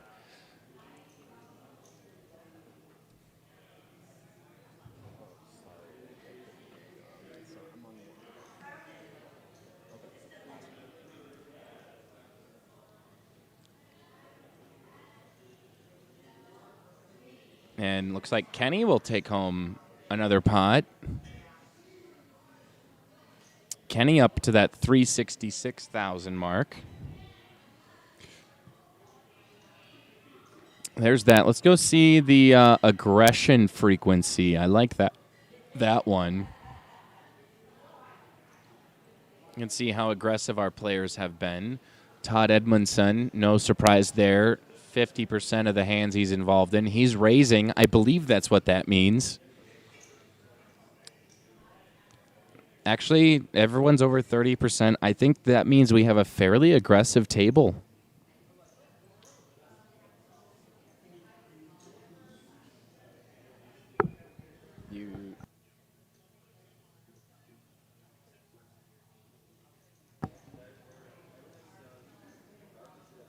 So Todd has just left the table for now. He's got such a comfortable lead. He'll let everyone else battle it out. Keith is still in.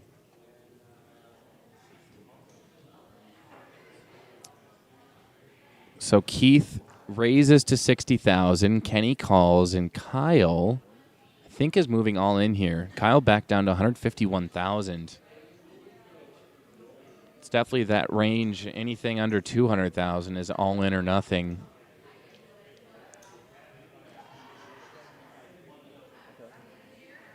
I can imagine a call from Keith. Kenny, not so much. 191,000 total. 131,000 a call for Keith.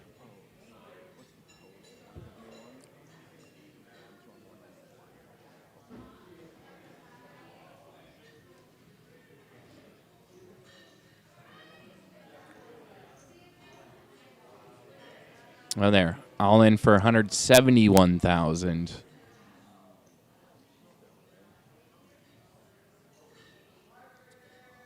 So Keith just going to take his time, going to make sure he's processing the moment properly.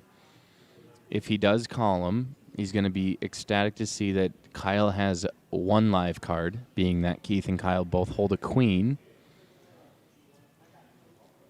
Wow. Maybe fearing a pocket pair, a high, strong pocket pair.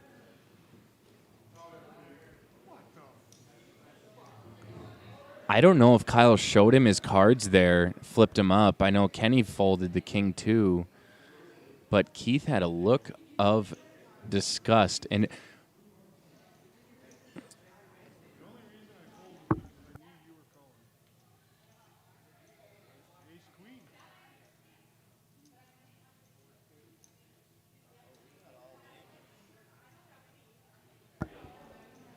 Oh, Might lose one goose. who called? Kenny called? Kenny called with King Deuce, and he wins with King Deuce. Did he flip his hand up? Kenny flipped his hands up as if he was calling. Kenny calls with King Deuce. Like I said before, yesterday I learned Kenny calls light all the time. And he said, well, I had a feeling they would win. And just like that, Kenny eliminates Kyle Fairby in 6th place. 5th place? 5th place. We're down to 4 players. There's your payouts. Kyle Fairby taking home $1,050. 4th place, $1,300. Up top, $4,150. Unbelievable. Kenny Voigt strikes again. He's up to $617,000. Average chip stack just went up. $508,000 now. No, it's going to be more. We don't have them eliminated yet on the website. It'll be updated here any minute, but it's probably going to be about the 600,000 chip stack is going to be the average. Kenny's going to take his dear sweet time stacking those chips up. Todd has said, dang it all to heck. My chips are going to be splashed all over in front of me. I got too many to manage. So the entire left side of the table is eliminated. We are now on the right side of the table only, which is kind of nice for the dealer, Randy. I don't know if one side of his body is now going to be sore from constantly turning right. Kenny pocket threes after a raise to Mark for $55,000. I think he's calling. That's a call. Todd Edmondson, King 5, in the big blind, 35,000 more. Looks like he's calling. He's still at that million chip mark. No, 968 now after the call. So 3 of the 4 players to the flop. Deuce, deuce, 8. Kenny in the lead. Todd checks. Mark is grabbing chips, and it's going to be 100,000, I believe. 75,000.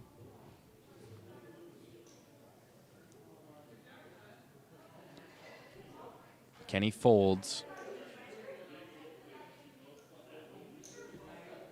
Todd will call, though. Todd is just calling light, left and right.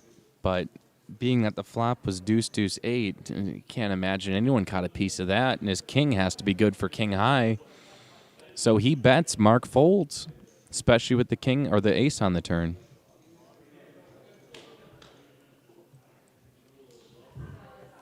Here we have faces in the crowd. Who's the guy on the left look like? Tyson Maxon. Tyson Maxon? Who's Tyson Maxon? He's a player that frequents these. Oh, he's a poker player? Looks like him. Oh, okay.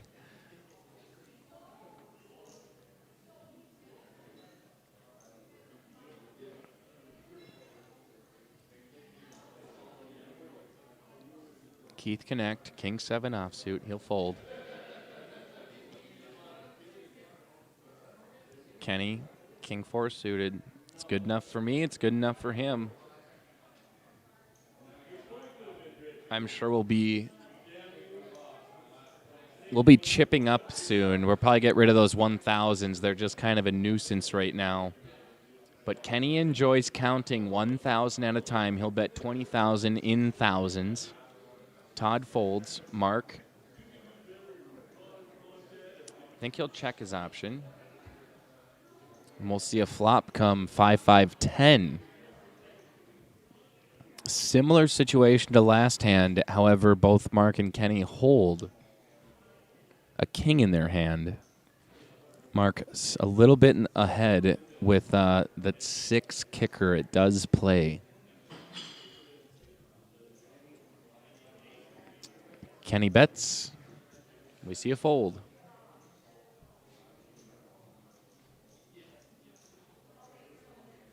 There he is. Best dealer in the land. Fingers never get fatigued no matter how much he deals. Certainly the best dressed. Best dressed dealer around. Yes, Randy takes pride in his work, and it does not go unnoticed. He's You don't want to know how much that shirt was. the shirt cost a lot. Yeah. Oh boy.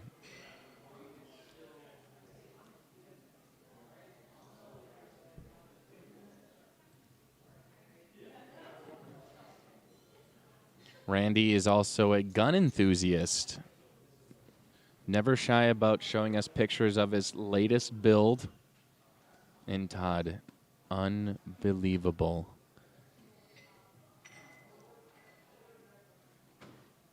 Picking up a couple of cowboys in cowboy land. He'll bet an undisclosed amount of chips. Probably 50,000, maybe 75. 60,000. We'll fold and fold. So I don't care that Todd didn't get any action on his kings there. The guy is a monster hand magnet. Still refuses to stack all those other blue chips. We should be chipping up the thousands, but the blue chips to Todd is more of a nuisance than the thousands. That's how much chips he has.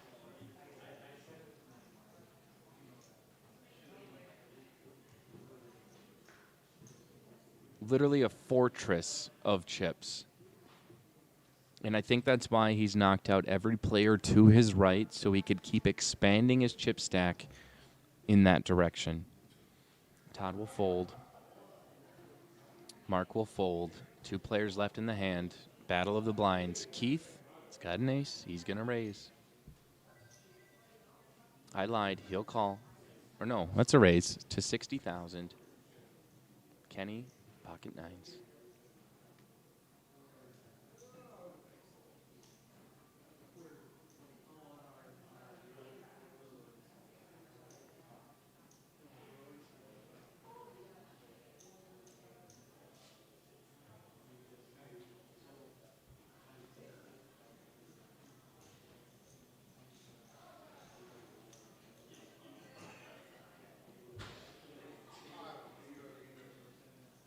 So it'll be Keith's ace 8 versus Kenny's nines.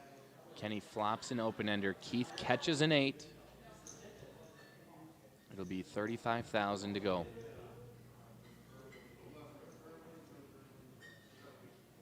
I think it's a raise here by Kenny. It's got to be a raise. Got to be aggressive.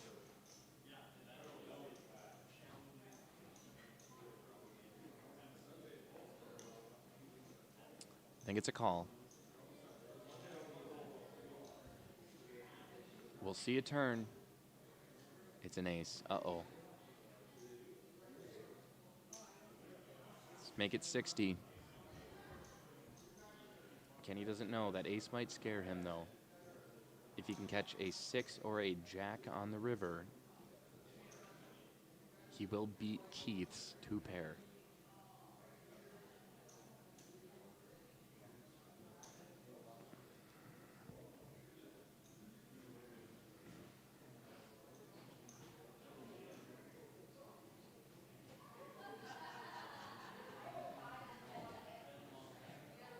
It's a call.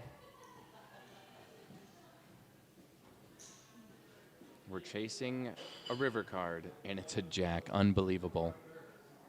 I think I saw a read off of Kenny there. He kind of laughed, but he's going all in.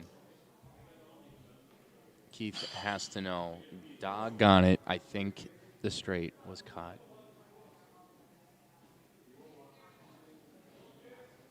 Keith will be all in to call. putting his tournament life at stake. Does he want to risk it all on 2 pair, which is not a bad hand, especially 4-handed. But he is disheveled right now. This is the most we've seen from Kenny. And that's just his beard moving. I can only assume he's talking. And he folds. Great lay down by Keith. Live to fight another day. Kenny. Probably second place in chips now. Yeah. So 1.3 to Todd, 767 to Kenny. Mark and Keith around that 250,000 mark. They're half what your average chip stack could be. I'll update it now.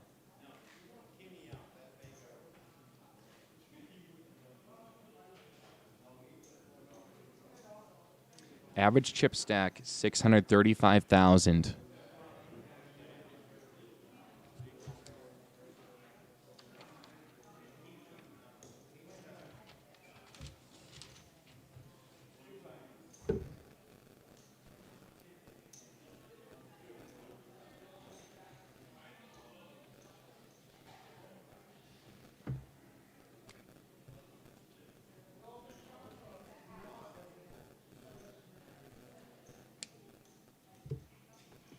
Keith connects with 2 10s. He'll raise it up to 60,000. Kenny, Jack 2. He's going to fold.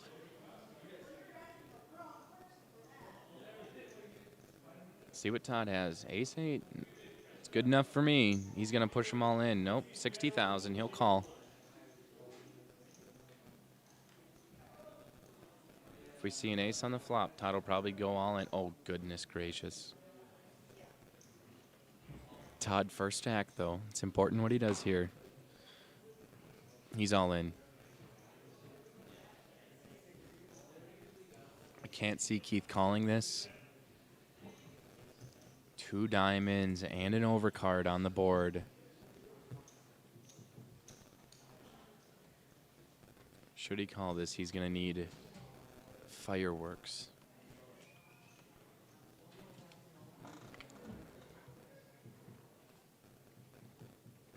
That's behavior of someone who's going to fold. If he looks at them one more time, no, okay, I was going to say he'd call if he looked at him one more time, but he folds. Keith now down to 181,000. At this point, it's all in or nothing.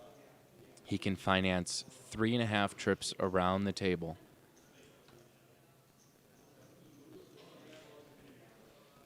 Meanwhile, we have a check-in on Kenny's chip stacking progress, and he has made some good progress. Looks like he's got some even stacks of chips. Oh, he likes to have his small ones on top. I noticed that about him.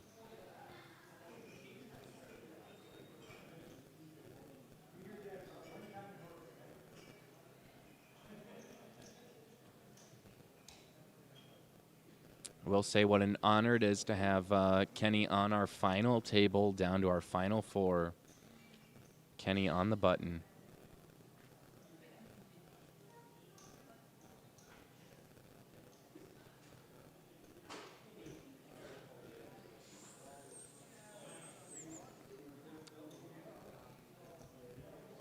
Kenny, 41,000.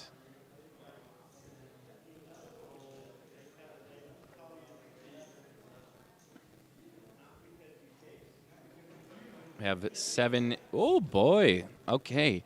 So, good time. Talk about ceilings. I'm not sure what to say about ceilings, though, but there's our gallery. Do you have any fun facts about ceilings, Jared? Not really. Some pretty nice crown molding up there, though. Yeah.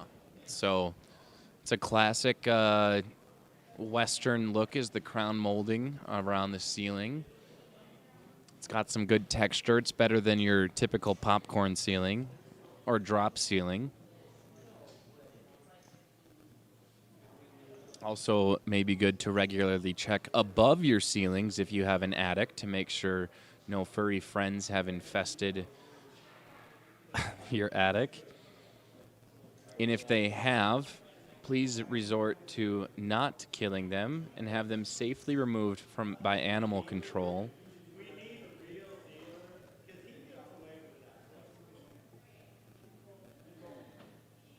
All right. Kenny calls. Mark, 10K to call. 200,000 in chips. He'll make the call. Keith will check his option in the big blind. Flop comes 9-3 king. Mark gets middle pair. And we'll see check, check. Kenny's going to fire away. He's got a flush draw.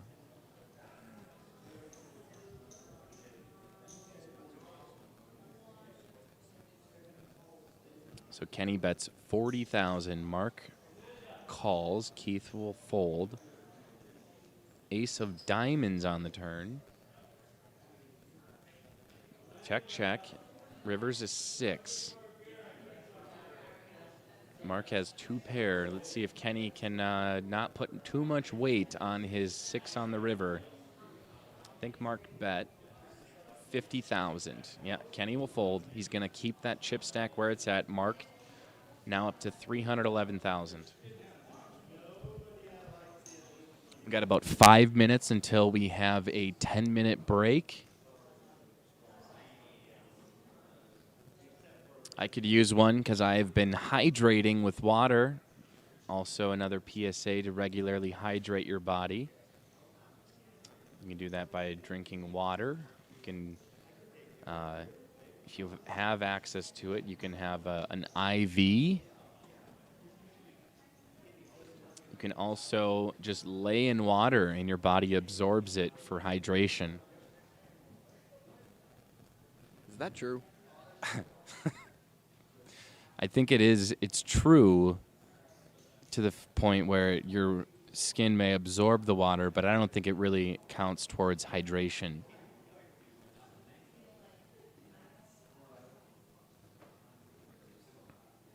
Todd folds. Doesn't matter what he has. Mark folds. Keith will fold, and Kenny didn't have to do a doggone thing, and he pulls in the blinds and antes. I believe he was big blind, so just the small blind. Gets his ante and big blind back.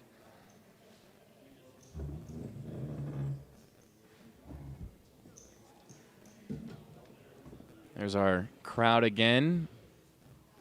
There's Ange. Ange is a great friend of the Free Poker Network and the DPT. She works at both the Buckskin and the Pipe, and I believe also is a school teacher.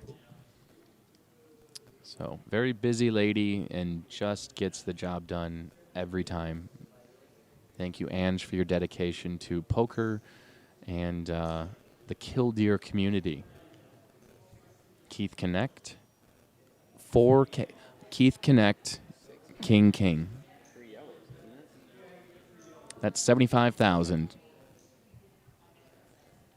Unless, he doesn't have blues to make it 60. Kenny folds.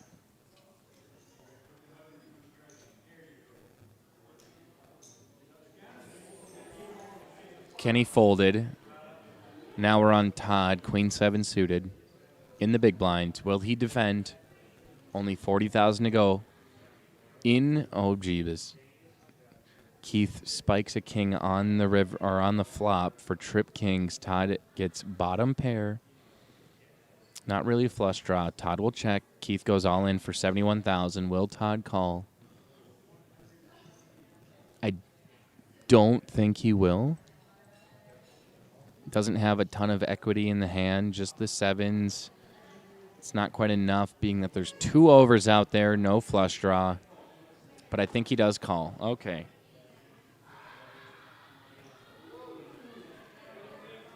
He does call. Todd sees trip kings and says, ooh. Jack on the river, Jack on the turn, 4 on the river. Keith doubles up just under 400,000 in chips. Much needed double up for Keith. After being down to just 71,000 to bet.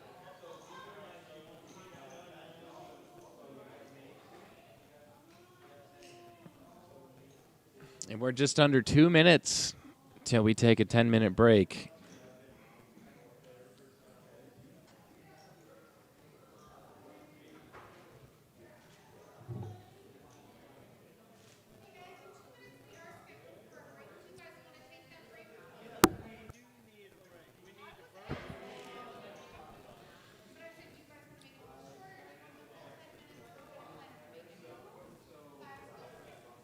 So it'll be a 5-minute break coming up. It's about all the time we need. These players, I like the attitude.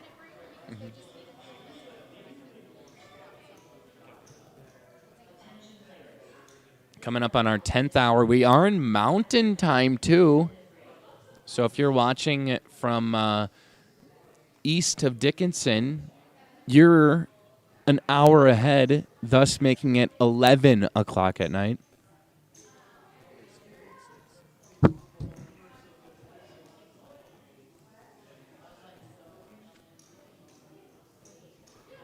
Todd calls in the small blind. Mark will check his option. 2 less than stellar hands. Flop comes ace 9 6. Todd catches middle pair.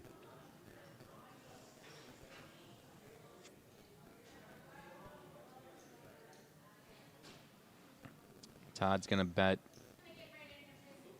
enough to make Mark just fold. And I think that's going to bring us to a quick 5-minute break. It's no shorter than a long 5-minute break, but we'll do that. We'll be back at the end of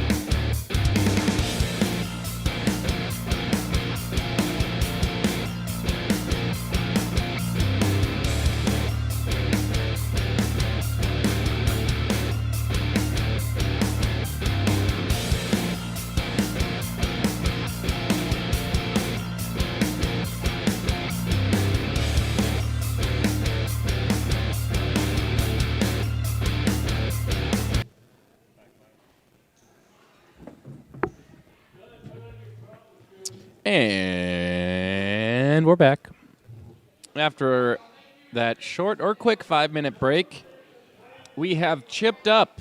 Those 1,000 valued chips are no longer a nuisance to the players. We've also managed some more chip stacks with some more reds. Those are 100,000s and some 25Ks.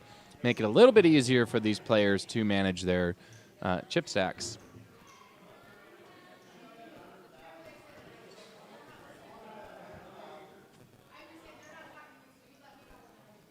So, yep. Blinds are up 15,000, 30,000 with a 30,000 big blind ante. That means it is 75,000 in chips to finance every orbit around the table. Which is okay if you're Kenny. That's 10% of your stack. Looking down at King Deuce suited.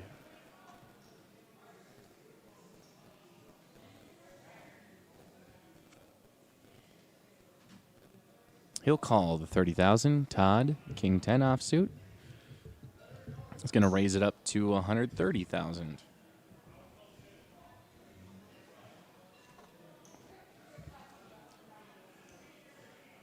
We'll see a fold from Keith. Kenny will call. 100,000 more, and it'll be Kenny Voigt and Todd Edmondson. 775 on the flop. Kenny checks.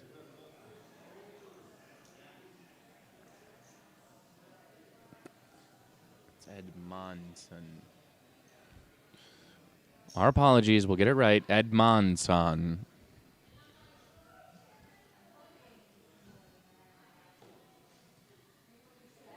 See some folds there. Todd will take home another pot. Edmondson, yes.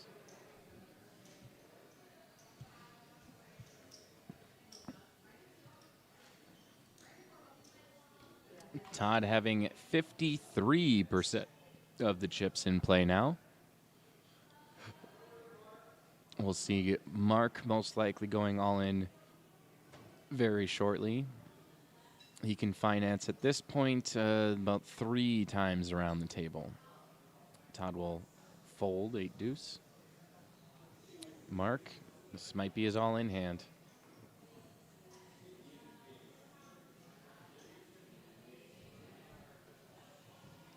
Wouldn't be 256. It'll be about 260 now, knowing that we chipped up the thousands. So we'll fix that as well.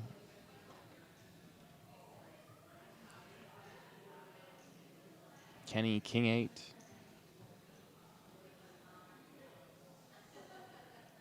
$120,000 to call. Kenny's in the big blind.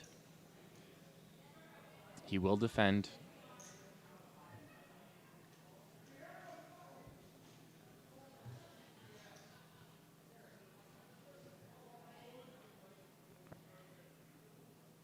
King, King 2. Kenny flops, trips, and disgustingly checks. I'm sick of this game. Mark will be all in, probably be 110,000. We'll just round up.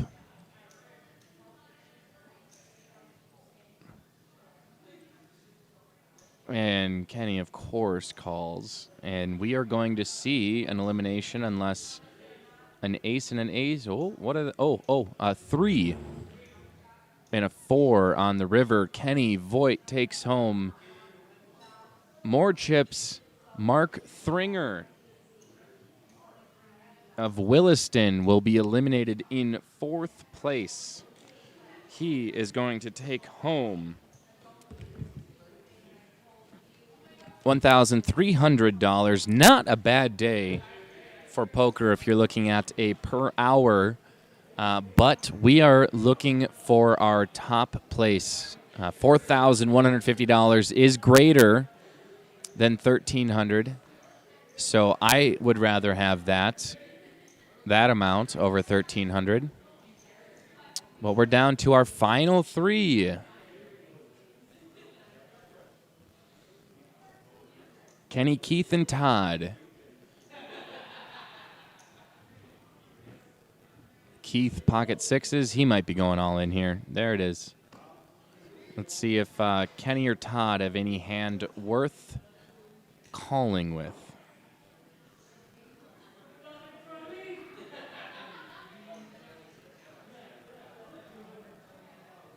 $320,000 is the chip stack. Kenny folds, and I think Todd folds as well. He had 7-3 suited, but it was suited. That's not so bad. No, it's terrible if you're going to call that all in. So Keith will pick up some blinds and antes. He was on the button. Now he's big blinds, so he basically financed his way around the table, picking up Kenny and Todd's blinds and antes.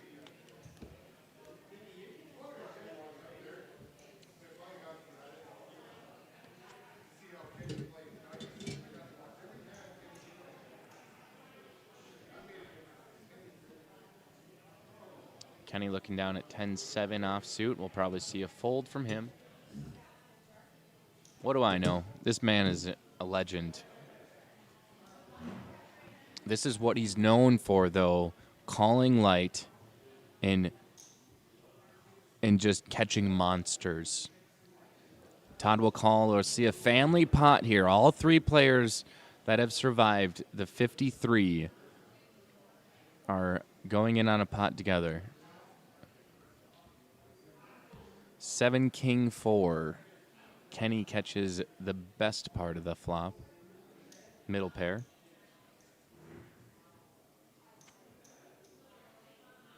Keith checks. Kenny will bet 30,000. Todd folds. Keith folds. Kenny might be chip leader? Almost. Pretty close. Kenny, 967, second place. Todd, 1.3 million in chips. Neither of those players are going to want to double up Keith, being the short stack. Keith, however, if you are Keith Connect, would love to get doubled up. Even better, would love to triple up.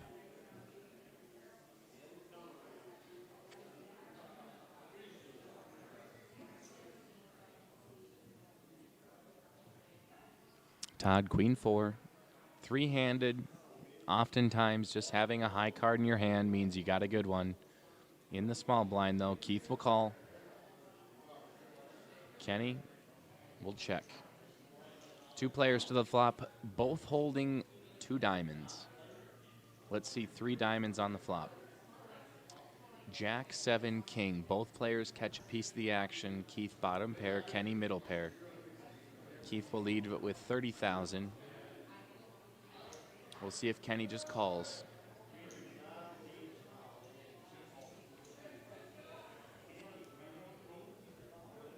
Just a call. We'll see a turn. Turns a deuce of hearts. Keith checks, Kenny checks. Ace on the river. That'll scare both of them. We'll see a check, Kenny wins. He's now at the 1 million chip mark. Keith dwindling down under 300,000. Now he is in an all or in or nothing type of situation.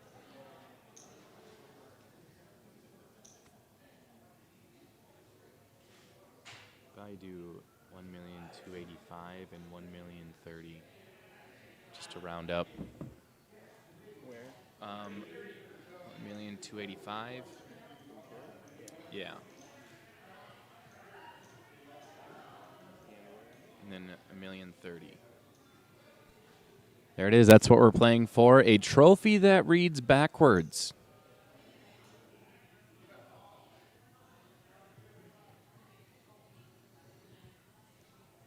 Keith on the button will fold. He's going to be in the big blind next. That's 60,000.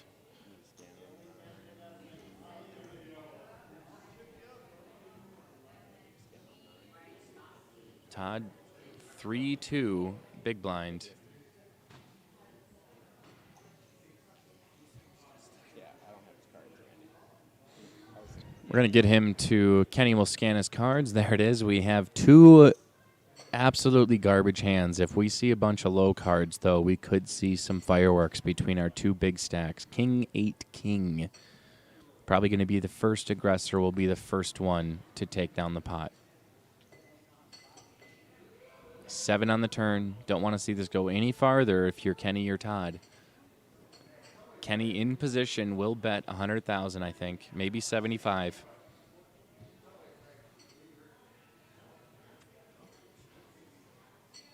And Kenny's bet will get Todd to fold.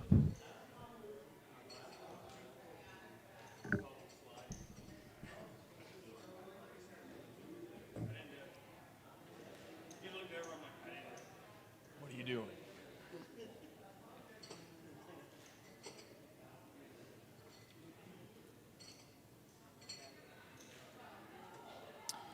One thing that has been great about this final table thus far, there it is.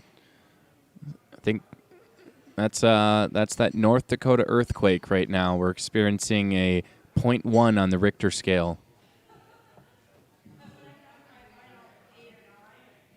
If you shake your head and twitch it really fast, it'll stay stable.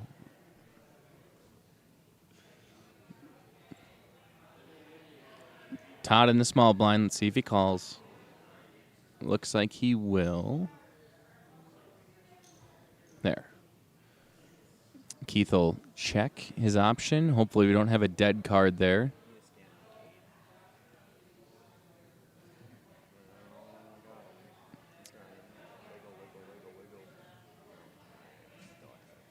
All right. Looks like we might have a dead card. No big deal.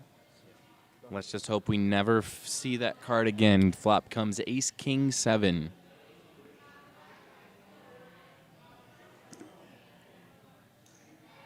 $30,000 is the bet. Todd will fold. Whatever Keith had doesn't matter. He wins.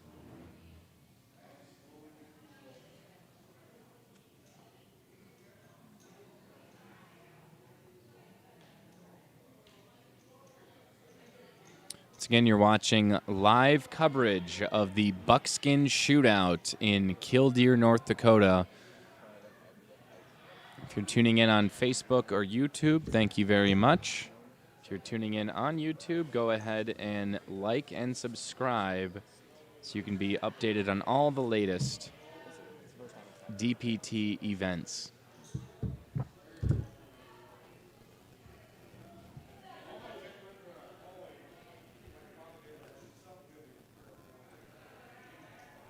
Average chip stack should have just gone up to 846,000.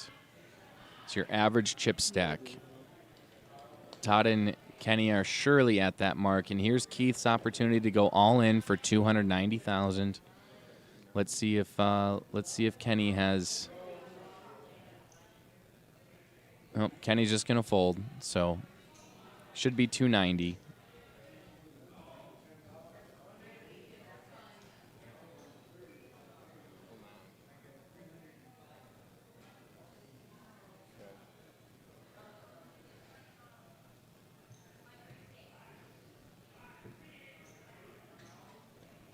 Keith will now be on the button. It's again top prize $4,150.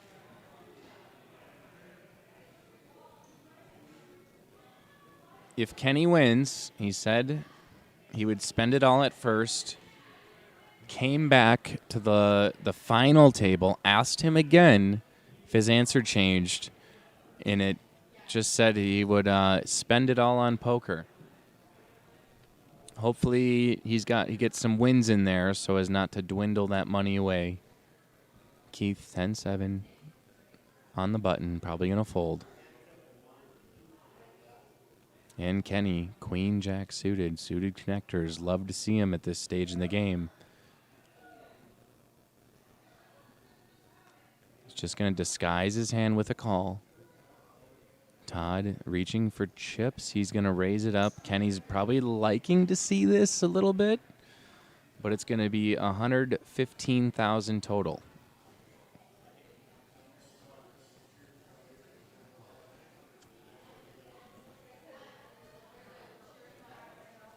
Kenny will call.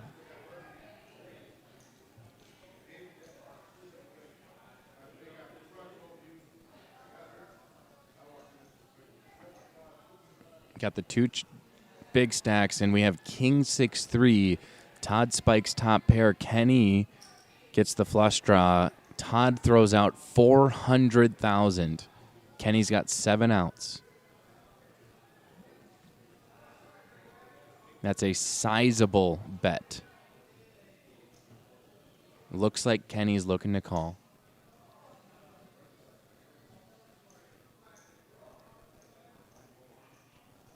Kenny might have the shiniest hands of the Dakota Poker Tour. Just glistening off the light of the softbox. Kenny calls. Leaving him with $500,000, Todd 650,000.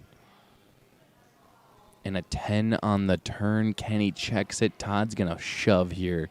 He's a maniac. 300,000. We're going to drop the bet down to 300,000. See, he's going to slow his roll a little bit, but Kenny's going to be our new chip leader by a long shot. Kenny's all in. Todd is not loving. He's got 350,000 left.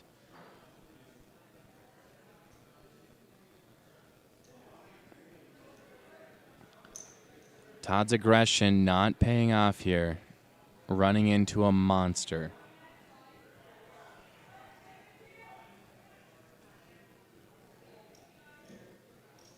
Todd is going to call. Todd's all in. We have an all-in and a call. Todd Edmondson is going to have 135 left. Kenny is going to be our outright chip leader by a long shot. There's nothing that can help Todd. Drawing dead, Kenny Voigt. 2.1 million in chips. Unbelievable. Todd Edmondson started as our chip leader, now down to 135,000. Kenny Voigt is the favorite to win at this point with over 2 million in chips. It's going to take a miracle for Keith and Todd to come back from this hole they have dug themselves in.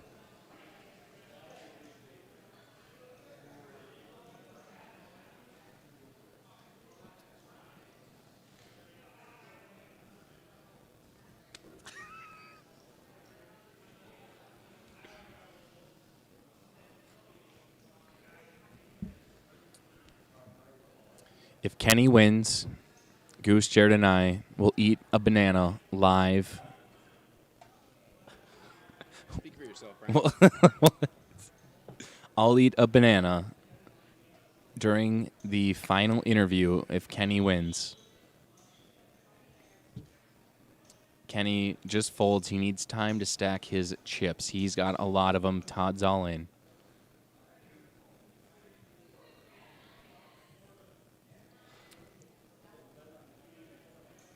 And Keith calls. Okay. Keith calls with Jack 10. Todd is ahead slightly with the queen. Comes queen, Jack 10. Todd hits his queen.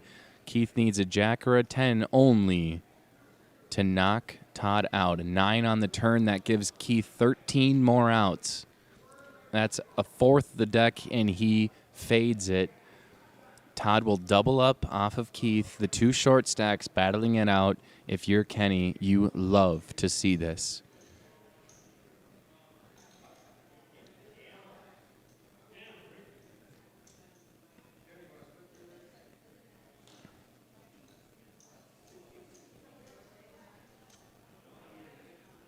That's what we're playing for right here, folks.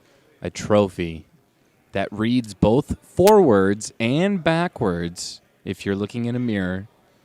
But not just that, along with the trophy, $4,150 and a huge jump up the leaderboard. To take a look at the leaderboard, go to dakotapokertour.com. You can also get our live updates from this event. and take a look at all of our upcoming events. Todd is going all in. We're not sure what his cards are yet. He hasn't scanned them.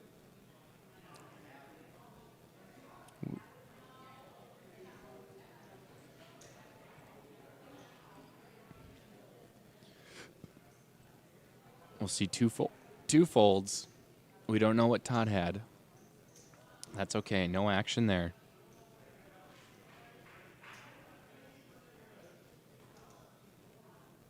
Todd now in the big blind, picking up the blinds and antes off of Kenny.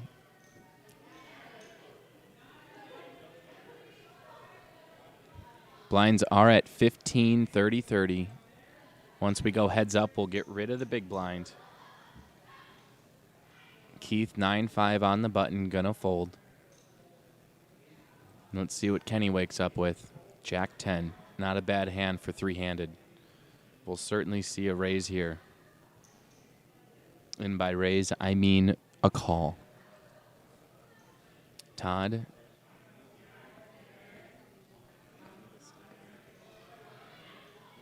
Nope, on Todd right here on the action. Yep. There we go. There it is. Todd 7-3 suited. Let's see if he risks his entire tournament life on... Oh, never mind. We're just going to check it. We're going to see a flop. Todd catches a piece of this flop. He's going all in. Maybe. Kenny does hit his 10. He's got middle pair. Kenny's going to bet. Probably 60, 30,000.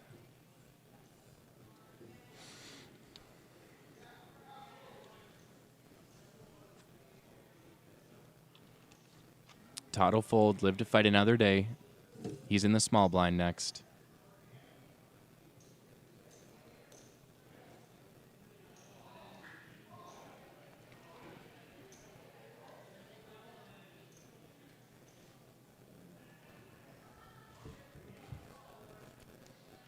Don't forget, Dakota Poker Tour's got some upcoming events. Next is Fat Stacks tournament in Dickinson, North Dakota on February 26th. It's a Rough Rider and DPT event. Rough Rider will be running it for us, for the crew. And then on March 4th, we have the hole-in-one in Oaks at the Angry Beaver Lodge. And then the very next day, we're up in Jamestown for the Buffalo City Showdown at the Buff Bar.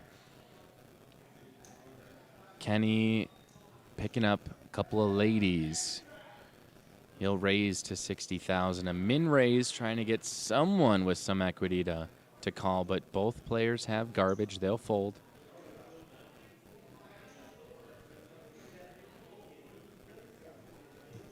Buffalo City Showdown again on March 5th, right after the hole-in-one tournament in Oaks on March 4th, and then the following weekend, March 10th and 11th, we have the Black Gold Deep Stack event in Beulah at Fanatics.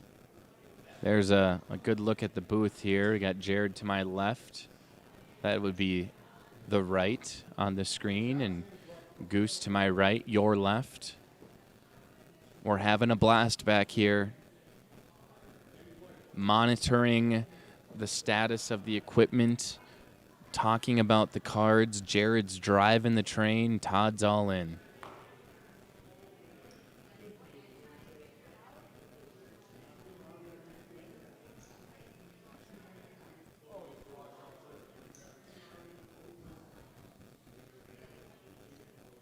Keith and Kenny will surely fold.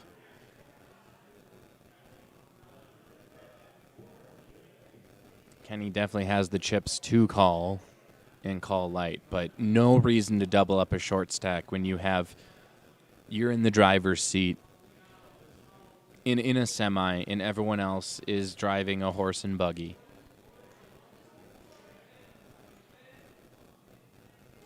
After our Black Gold Deep Stack event in Beulah at Fanatics on March 10th and 11th, we'll head on over to the Eagle Eye tournament at Valley City Eagles Club on April 2nd. That's a Sunday tournament, a one-day tournament. And then rounding off our season will be our DPT Championship, also a Rough Rider event, paired event. That'll be on April 21st through the 23rd, a 3-day event to round off our championship.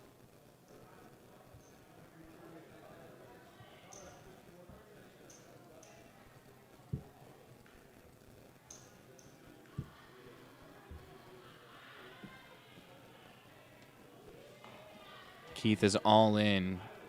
Queen 10. Kenny, 120 to call with King 4. Got to know the two short stacks are going to be going all in with just at least a high card. That is the situation here. Kenny called. Todd folds. So we'll have Queen 10 versus King 4. Kenny wins this, he'll have $2.3 million and the outright favorite to win this event.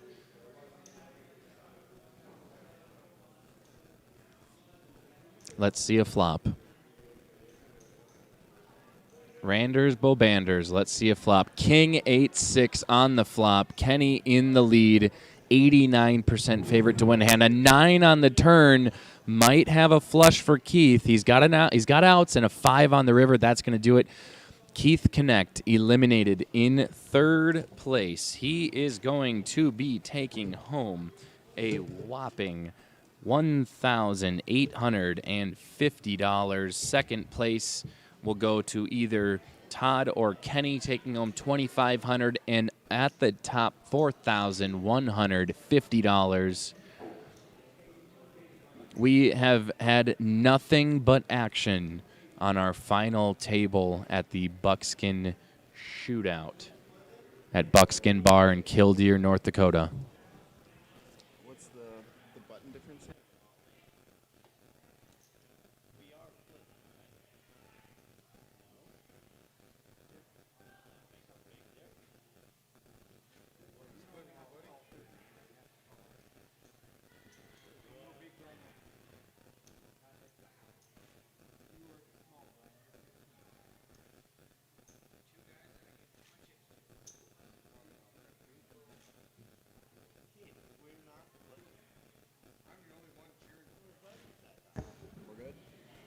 All right, blinds are still at 1530. No big blind ante anymore.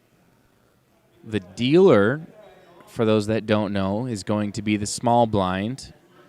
And then if you are not the dealer, you are the big blind.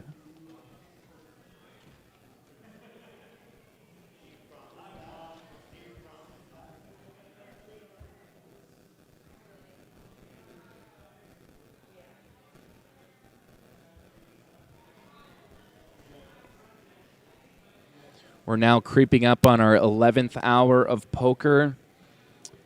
I don't know how poker players do it, sitting at the tables for, 12 hours sometimes. For those that play in big tournaments, days at a time, you're sitting at a table. And but somehow it's just the love of the game. It's a different kind of sport, a different breed of person. It's not necessarily high physical stamina. It's your mental acuity and mental stamina mostly to be able to continue to make the decisions that you need to make, analyzing situations to be able to win. Todd going all in with King 9 suited. Kenny. Oh, he's raising to 65,000. Kenny, we could see an all in here. Kenny might just call. Kenny's just calling.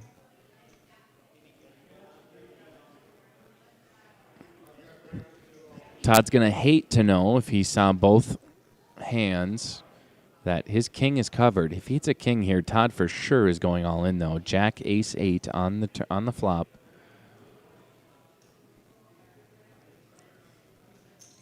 Todd's all in. We're going to see a call. I don't see why not. and a call. Folks, we might have a champion after this hand is done. That's the biggest smile I've seen out of Kenny, peeking through his beard. We have 3 outs for Todd. He's got to hit a 9 and a 9 only. Dodging a king or a queen. That's not going to do it. We need a 9. And a 2 on the river. Ladies and gentlemen, we have found our DPT champion for the Buckskin Shootout. Kenny's in disbelief. Kenny Voigt will take home the top prize, $4,150. Todd Edmondson eliminated in second place for $2,500. We're going to take a short break. We're going to interview the winner and conclude this evening's festivities. See you all very soon.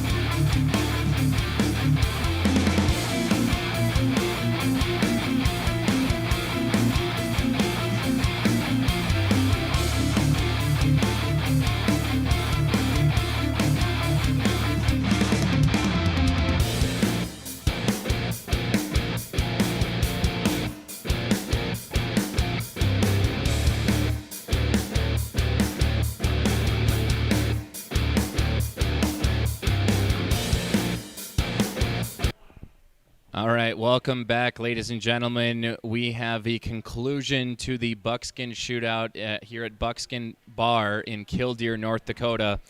Kenny Voigt, congratulations, my friend. How does it feel? Well, it feels good, and I'd like to give a special thanks to Nan and Todd Edmondson for putting on a fine poker game here. Yeah, absolutely. Nan and Todd, owners of the bar. Todd knocking him out in second place. Does that feel a little extra special, being this is his bar? Oh yes, definitely. Me and Todd go way back. Way back, you and Todd. I know we said you were going to spend all your money on poker. Has that story changed? No sir. More poker in Kenny's future. Where does this win rank in poker experiences for you? This is number 1. We have his first win ever, Biggest win. biggest win ever. Not only that, you are now invited to our Tournament of Champions at the Speedway Event Center.